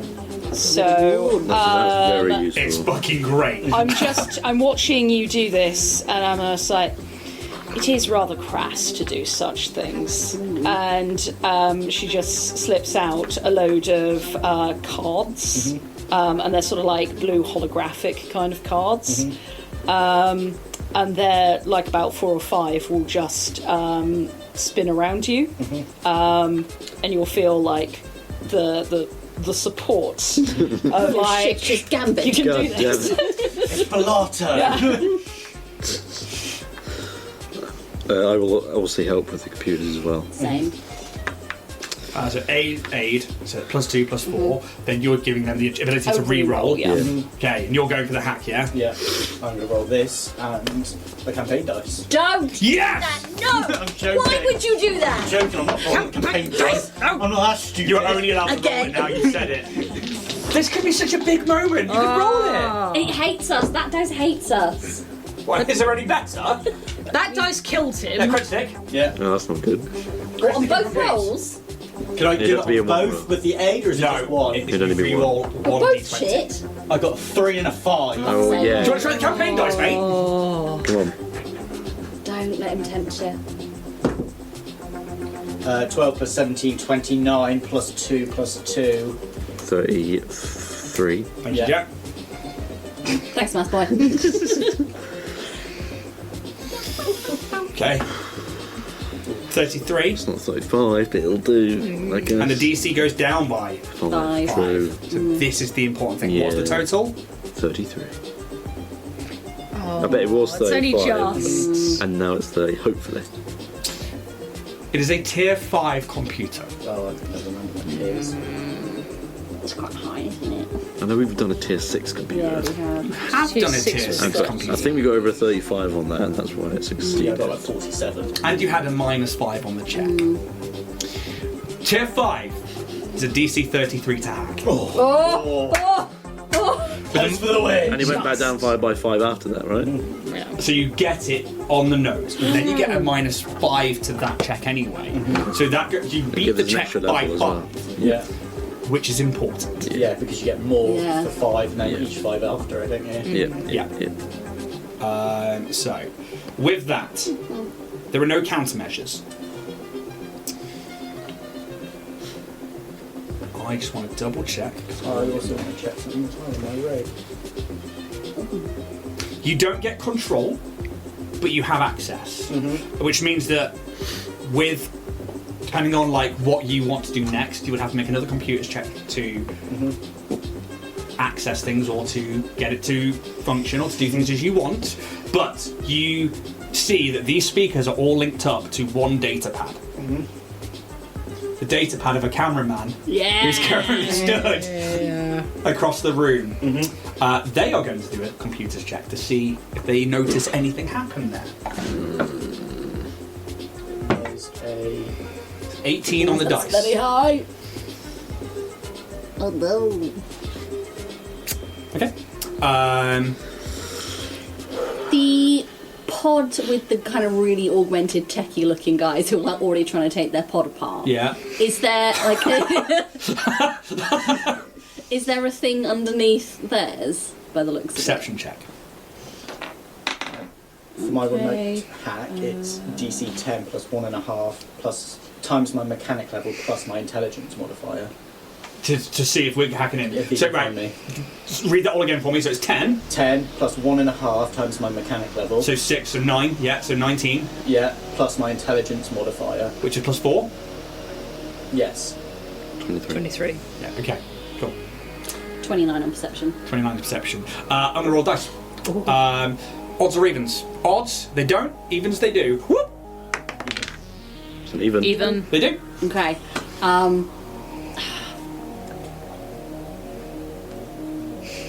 Cool.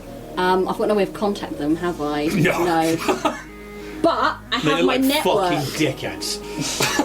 They do look like dickheads, but they look like tech dickheads. The most dangerous dickheads of them all. Two of them kind of do. I don't know. Just a mirror. Really not. Okay. 4 lightsabers around. The Kasatha has like 4 swords on them. It's ridiculous. Like literally like Deadpool twice. Ridiculous. I'm gonna zoom in with my camera and snap their pod as well with the augment underneath it. Okay, yeah. You see Kasatha trying to eat something.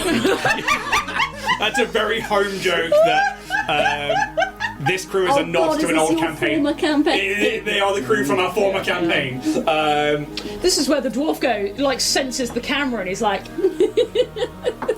Trek under the thing. Trek under your He pod. absolutely fucking works. I mean, he rolled a 3, so he fucking doesn't. Oi! Right, in this moment, so you think you've hacked in. You have access to the system. You guys all are in this moment like, oh shit, we fucking found something. However, the opening speeches continue. The room does give this louder round of applause than you heard. It's not deafening, but it's noticeably louder.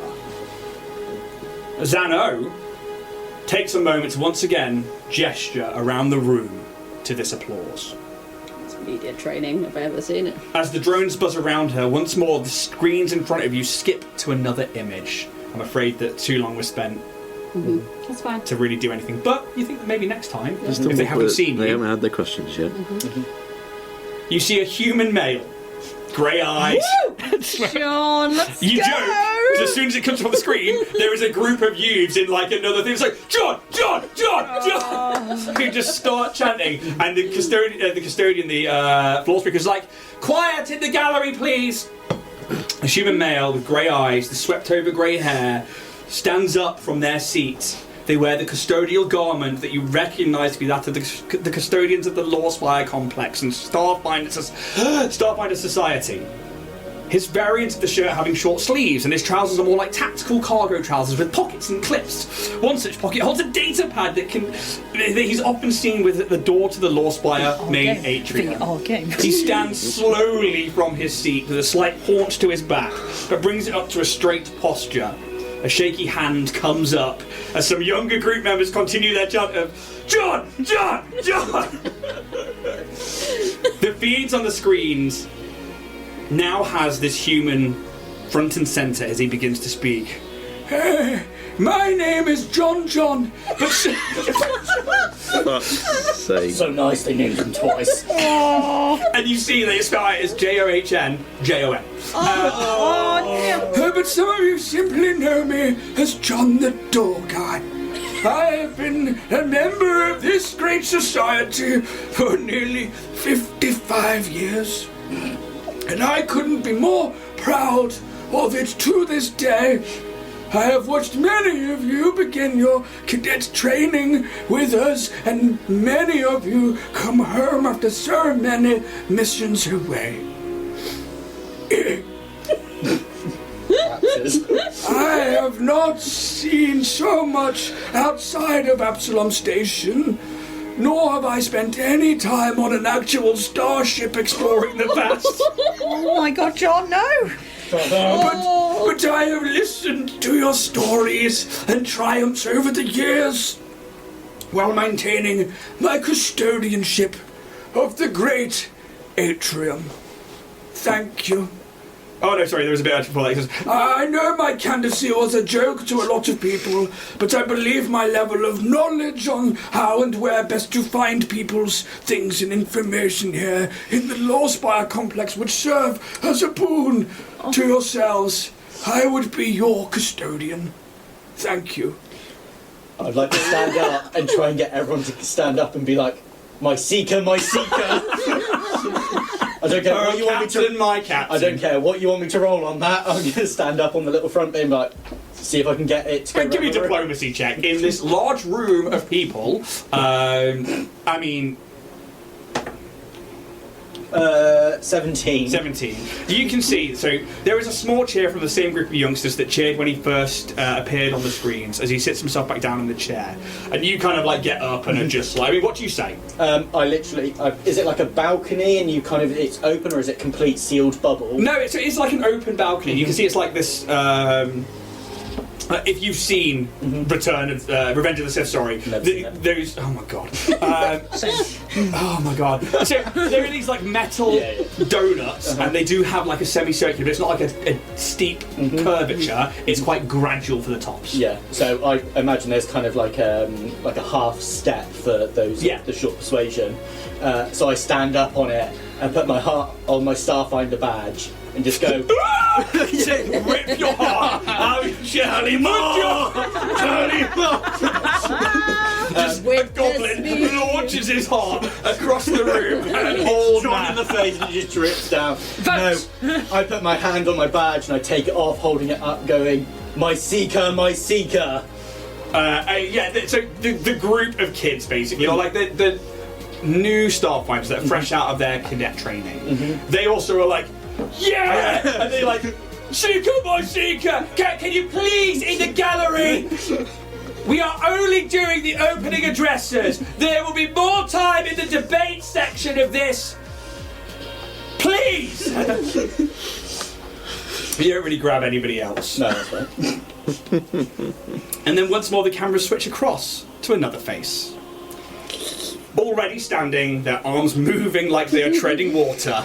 The man you briefly met yesterday, Captain Olsen Solias. This long, dark hair tucked behind his ears, wearing the set of resin-plated armour that looks like a skin-tight, pressurised, neoprene-like material suit with these blue and green resin plates interwoven into it. Very agile armour that looks very snug and comfortable.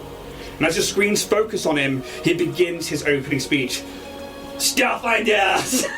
Old and new! I am Captain Olsen Solias of the Deep. I present myself to you as a candidate for the role of First Seeker. I have spent a lot of time on missions alone, thinking about the deep thoughts that come with solitary life as a ship's captain. As First Seeker, I would take the society to new depths and make the hunt for treasure and planetary exploration beneath the ocean the top priority. Who knows what untapped ancient worlds have been long lost to the ocean waves of so many celestial bodies? There is a long pause where even Captain Solias's arms for a moment stop as he just stares off into the distance for a brief moment. He then brings himself back into the room and begins to clap himself. God, respect the game.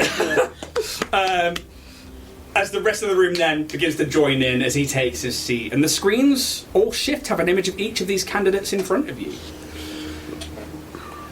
We need to make some checks.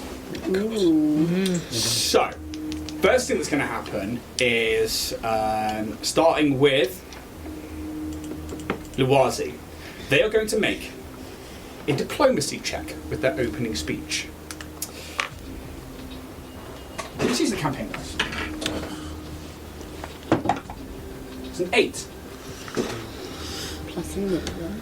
I'm not going to tell you them No, Damn. of course you're pluses not. on all of them for this bit, because this is where the mechanics are going to start to kick You in. know what Xanos is? You know what Xanos is? Almost like I've done that We've intentionally. kind of got a vibe of Solias's as well from our meeting. Yeah. So, It was around, I think it was around the same height, I think it's about 15, 16. Otherwise you rolled an 8. Next up, Vaxaran Valkyrian. Bring up their stat block. They're going to make their diplomacy check. It's a 10.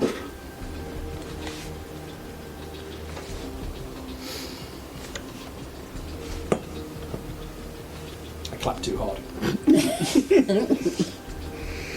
Valkyrian. They rolled a 10. They get plus this. Just double check. Yep. For a total.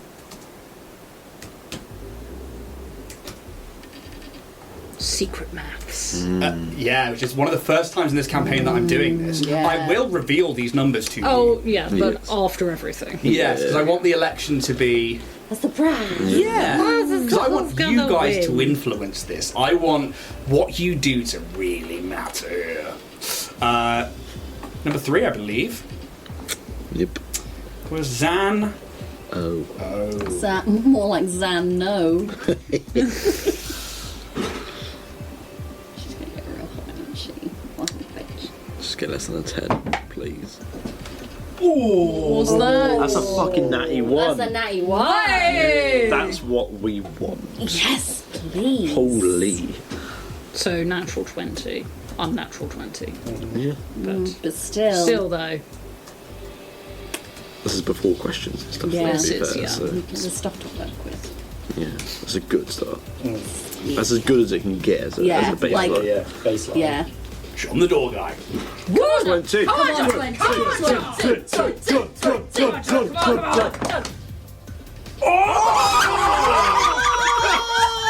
Look at that fucking manifesting. Fucking did it. Holy shit. Jesus, John's There's never been a greater fucking nat 20 than that shit right fucking there. 2025. Fucking hell. Oh, Captain. My Captain. John. That's the episode name, by the way. John. Oh, Seeker, my Seeker. Oh, Seeker, my Seeker. For a natty Wow. fucking 20. What a man. Glorious. Plus their diplomacy. 3. No, he's seen enough of these people that he knows everyone by their first name. Yeah. It's not going to be high, though. Of course not. Minus 19. I think at the most it'll be plus 10. At most. Even a plus might be a... Pushing it. He's a nice guy. He's just an innocent man. Just an innocent man. And last but not least is Doesn't mean they Captain don't have negatives. Olsen True. Solias. Alliance.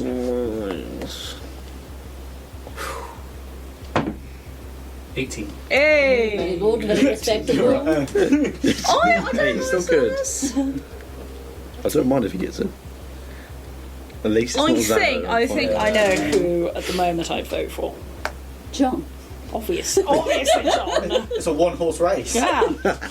Or one John race. John Race. Long John race. Jesus. He's the most versatile out of them all. He's so versatile. Okay. Now we're going to roll some other dice. More rolls. We are indeed. Because now we're into a new mechanic. Oh. So, what we've rolled Yeah. is going to enact a cap. Depending on what they rolled with their bonuses and totals, I'm going to roll a D100 for each one of them. Depending on what they've rolled, depends on if it caps. So 100, 75, 50, 25, or 0.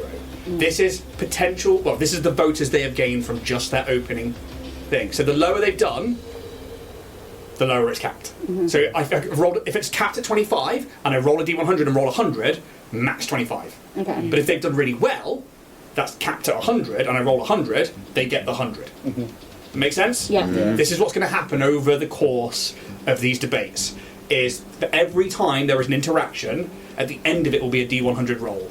And depending on what you can do with the influencers, what you can do with public interaction, is all going to matter now. We're going to start with Luazi Elsabo, who's going to roll a D100, and I'm not going to tell you what the cap is.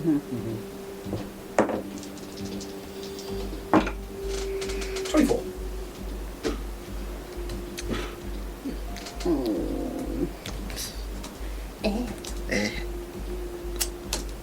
Cool. So it wasn't capped at 0. Yep. Valkyrian. 19. Aww. Go to the bathroom. I kind of like him. Maybe a bit too hot-headed. You know. Yeah, but he's about He exploring. might make it more He's of a military about academy rather than exploring. Xano. 37. You know it's capped by something. We don't know what to, even with a 20 for that diplomacy. John. Come on, John. Come on, John. Come on, John. John. John. 90s at least. John. 42. Woo! Still ahead of the race. It is the number. To be. It's the meaning of life. It is. It is the meaning of John. The Captain meaning of John. Solias. Make it deep. Come on. 32. Not bad, not bad. Low rolls across the board. Yeah, I was going to say everyone's a bit Blow up. not sure how to vote yet, so Yeah. it's not high numbers. With that, the chair of the floor retakes to the podium. I want to say thank you to all of the candidates for the First Seeker role here today. Thank you all for listening. Tomorrow we'll be carrying on the debates, and we will make sure that as we go forward with this, if you have any questions, please return to your pods on tomorrow, not today, tomorrow. Stick to your pods that you're in now, and we will make sure that your questions are registered and that you have the floor to ask these candidates whatever you want of them. Please take the night to think about the questions that you would like to ask, to think about how you would like to see the Starfinder Society progress forward in these times. For now, thank you to our candidates. Thank you to you all for being here from all over the galaxy. But that is all from the halls of exchange. And your pods all automatically begin to move back towards the walls as people are like, and you see like them already starting to like step up and already starting to start getting themselves ready to get out of their pods and go down these corridors and basically exit the chambers of exchange, or halls of exchange, the chambers of secrets, the chambers of exchange. I don't know what I'm talking about. Instantly, you start seeing social media posts. Oh, cool. You see that. Captain Solias does an instant update to some of their socials where they're like basically doing like a vlog as they're coming off the podium, and you can see that like the eyes of the others are a bit like, what are you doing? As he's like, so I have just finished my opening speech, and he's just like swanning his way down like this to like basically the small hover lift, and he basically talks about how like that went really well and how he's looking forward to getting to meet and getting to know people on his campaign to become First Seeker. Husk, you can see, puts up a picture from before the debate of like the room, and it just says, just finished listening to the opening addresses of the candidates, very interesting things to think on, and there'll be something along the lines of, what's everybody thinking? And it's like an open-ended question towards his audience, which people are already starting to be like, you can see straight away, John. But then you also see like, I don't see the problem with Lawasi, or Zano promises to bring us in like new things. And you can see there's already debate starting on his particular socials. Gibbles it would be something like you would see like his pink furry Skittermander legs, that fur poking out from some leg warmers, as it's like an image of his feet in a pod, and it's like, was really interesting working out my mind while listening to the opening debates, but now back to the gym for leg day. Hope to see you all at Gibble's gym. Emoji of a strong arm. That's what you get on the socials. Don't think. How connected to the Starfinder Society in terms of like arcane study is Sylph? I think relatively, I think she will hang out quite a lot at the Arcanum Miriam over in basically the other part of the eye. Okay, so it takes about half an hour before you get this particular voice in your head. One that you've heard before of anybody who's taken, and would you have taken any kind of like tutelage at any point from Lynch?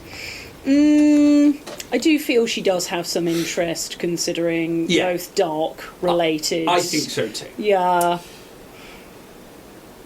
It was good to see Zano standing strong there today. They offer us all a chance to push the boundaries of knowledge and the limitations placed on us at the moment by Lawasi Elsibo and the current Historia. Thank you all for taking the time to be there today. Speak soon. And this soft voice enters your head and leaves again. That, you've heard before, is a mass message that gets sent out. And they do it frequently with people they've interacted with within the Arcana Miriam and other members of the Starfinder Society who have maybe had tutelage with Lynch or maybe have met them in the past. But they have been updating you with why, and why they support Zano and why Dynatech is probably going to be the most fruitful thing for everybody. It has all been via magic messages and arcane spellcraft. With that, what would you guys do now as you begin to leave the halls of exchange? Do you find yourself in the lobby? Do we tell anyone about what we've... Absolutely. I want to chat with Husk, actually. I want to know if I can meet up with him, because he seemed to be in before it all went down. I think that boy's on the fence, and I think we can sway him. I think it's time to bring out the big guns. I think no more pussyfooting on the kind of fence of democracy. I think it's all squids in. and let's start getting deep in it. Would anyone object to me putting up our findings of the auditory weirdness? With Bear still up, I want to see what happens to the Dynatech camera guy as the pods return. Does he hang around? Does he know that we've spotted him? So is he going to try and disconnect from the speakers? So as the pods have all been coming back into the walls, and we'll kind of go back to that moment. Give me a perception check. Myself or Bear? Who are you using? I'm using Bear. Use Bear. With a nat 20. Oh. Natural Yes. 20. Okay. Nice. So what I should have pointed out is actually the gallery being up here, which is where all of you are. The next ring down that had all of those dignitaries and all the other people. That camera guy was actually part of that ring there. I just missaid it earlier. When you guys are on the way back in, you can see this camera drone return to this individual. They quickly press something and they slot it onto their arm. You can see them looking around the room. I'll give them a perception check. 6 on the dice. Oh. Okay. Too many people. Yeah, they're you see them shaking their head.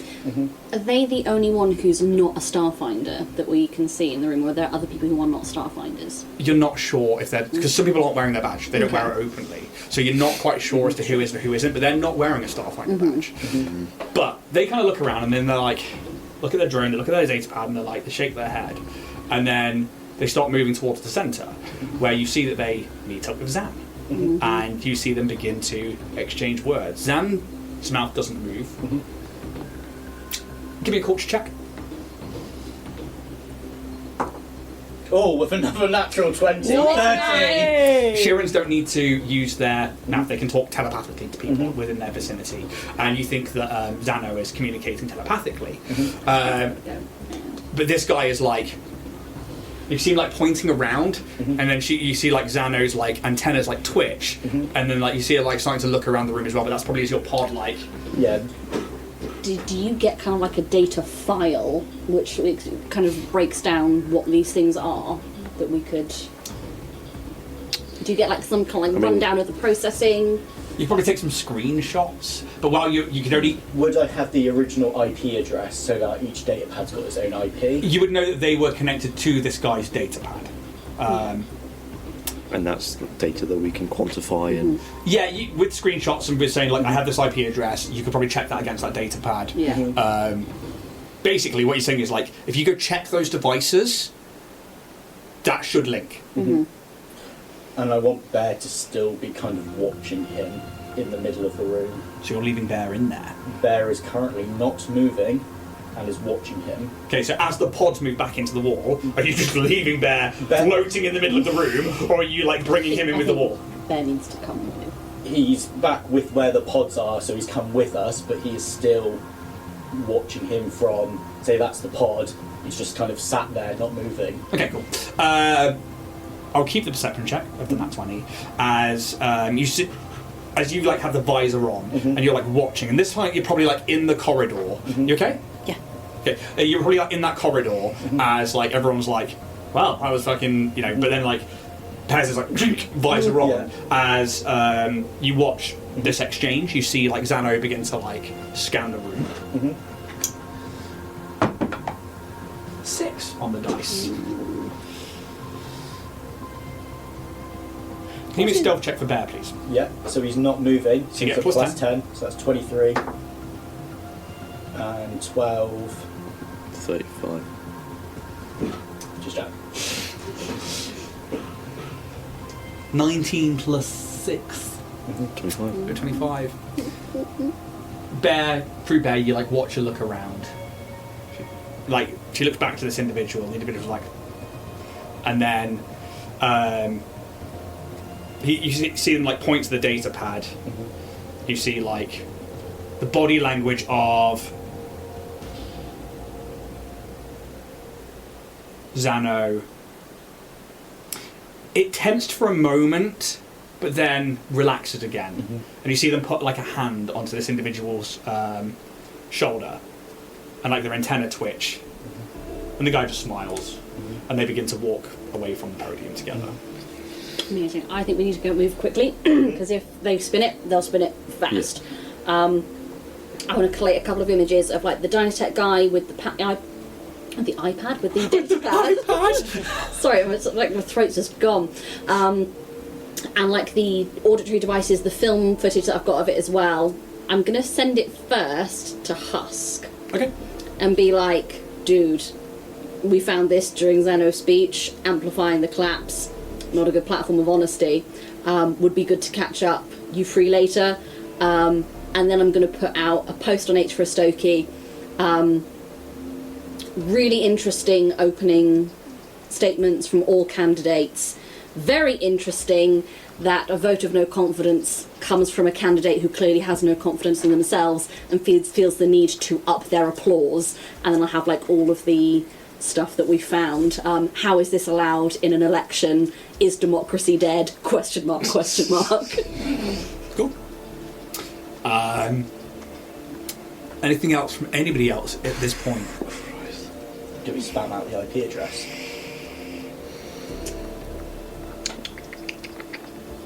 I mean, if we're going to go all out, Go all out? Yeah. Put it all out there if so anyone they, can use so it, they don't have time to retrace. Yeah. I am going to put essentially the data I've captured and put it on the future version of, I guess, Reddit, or Spedit, Spin it. Yeah. and ask for Kaz's help to try and essentially, is it DDoS, where it's just literally just floods as many places as it can. send a load of packets down Yeah, the line. that's it. That sounds like a computer's check with an aid, guys. You're heading it, so I'll just. I'll let you give me your diplomacy check now then, since we're doing another check. Okay. So with an A, is that Yeah. +2? Yeah. 22. Anything from Sylph? She's just observing all of this happen. She's just still sitting in the same pod. She's watched what they're doing. She's watched what over with Zano and this tech guy. She's not helping, but she's not getting in their way either. Yeah. She's just like observing everything. I suppose the last thing we see is the four of you heading towards the lift, and you have to wait for it a moment. You have to like press a little button that's this tiny little metal pole that comes out the ground. There's a tiny circular button on it. You press it, and you see this sleek, it's like an oval disc, hover back up towards you. You can step onto it, like a little force field like barrier goes around it, and you begin to move back down into the main entrance to this area as you see groups of Starfinders just exiting in droves, just chatting away, talking about like what they saw, talking about the opening addresses, and It's a 35 on diplomacy, by the way. awesome. And I'm going to hold on to that till At the bottom, I'll simply go, "It was a pleasure meeting all of you. I'm afraid I must go and have tea with a friend." We'll have a lovely time, dear lady. And I will. We'll see you tomorrow in the pod. Indeed, I'll see you tomorrow in the pod. Goodbye. and you Fair. will, because you are now registered to that pod for Indeed. the debates. And yeah, as we see Sylph, this, what's the race? Oh, You try and say it. Savathar. Savathar. I've actually found it's a Norse word, which is why it's got like fucking V's and F's in for no reason. Savathar is as far as I could go with saying You this. see this like tall-ish, 5'8", gothic mummy.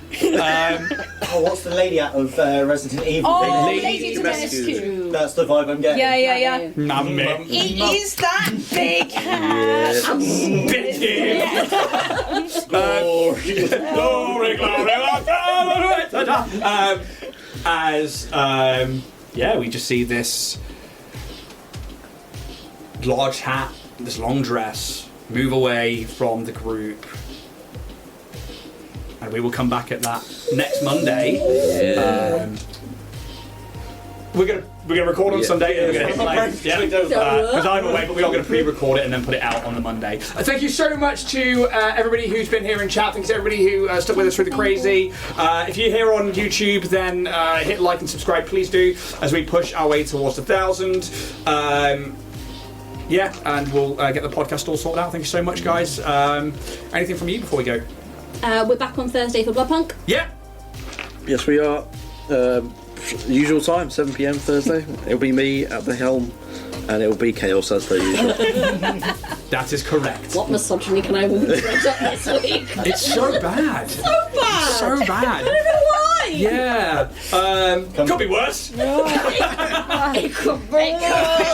Yeah. Blood plunk. Unfortunately. Bloodpunk. The blood plunk. The Bloodpunk. Thank you very much, guys. We will see you all later on this week. Have yourselves a fantastic time, and may those dice gods be ever in your favour. See you later. Ciao, ciao. Bye.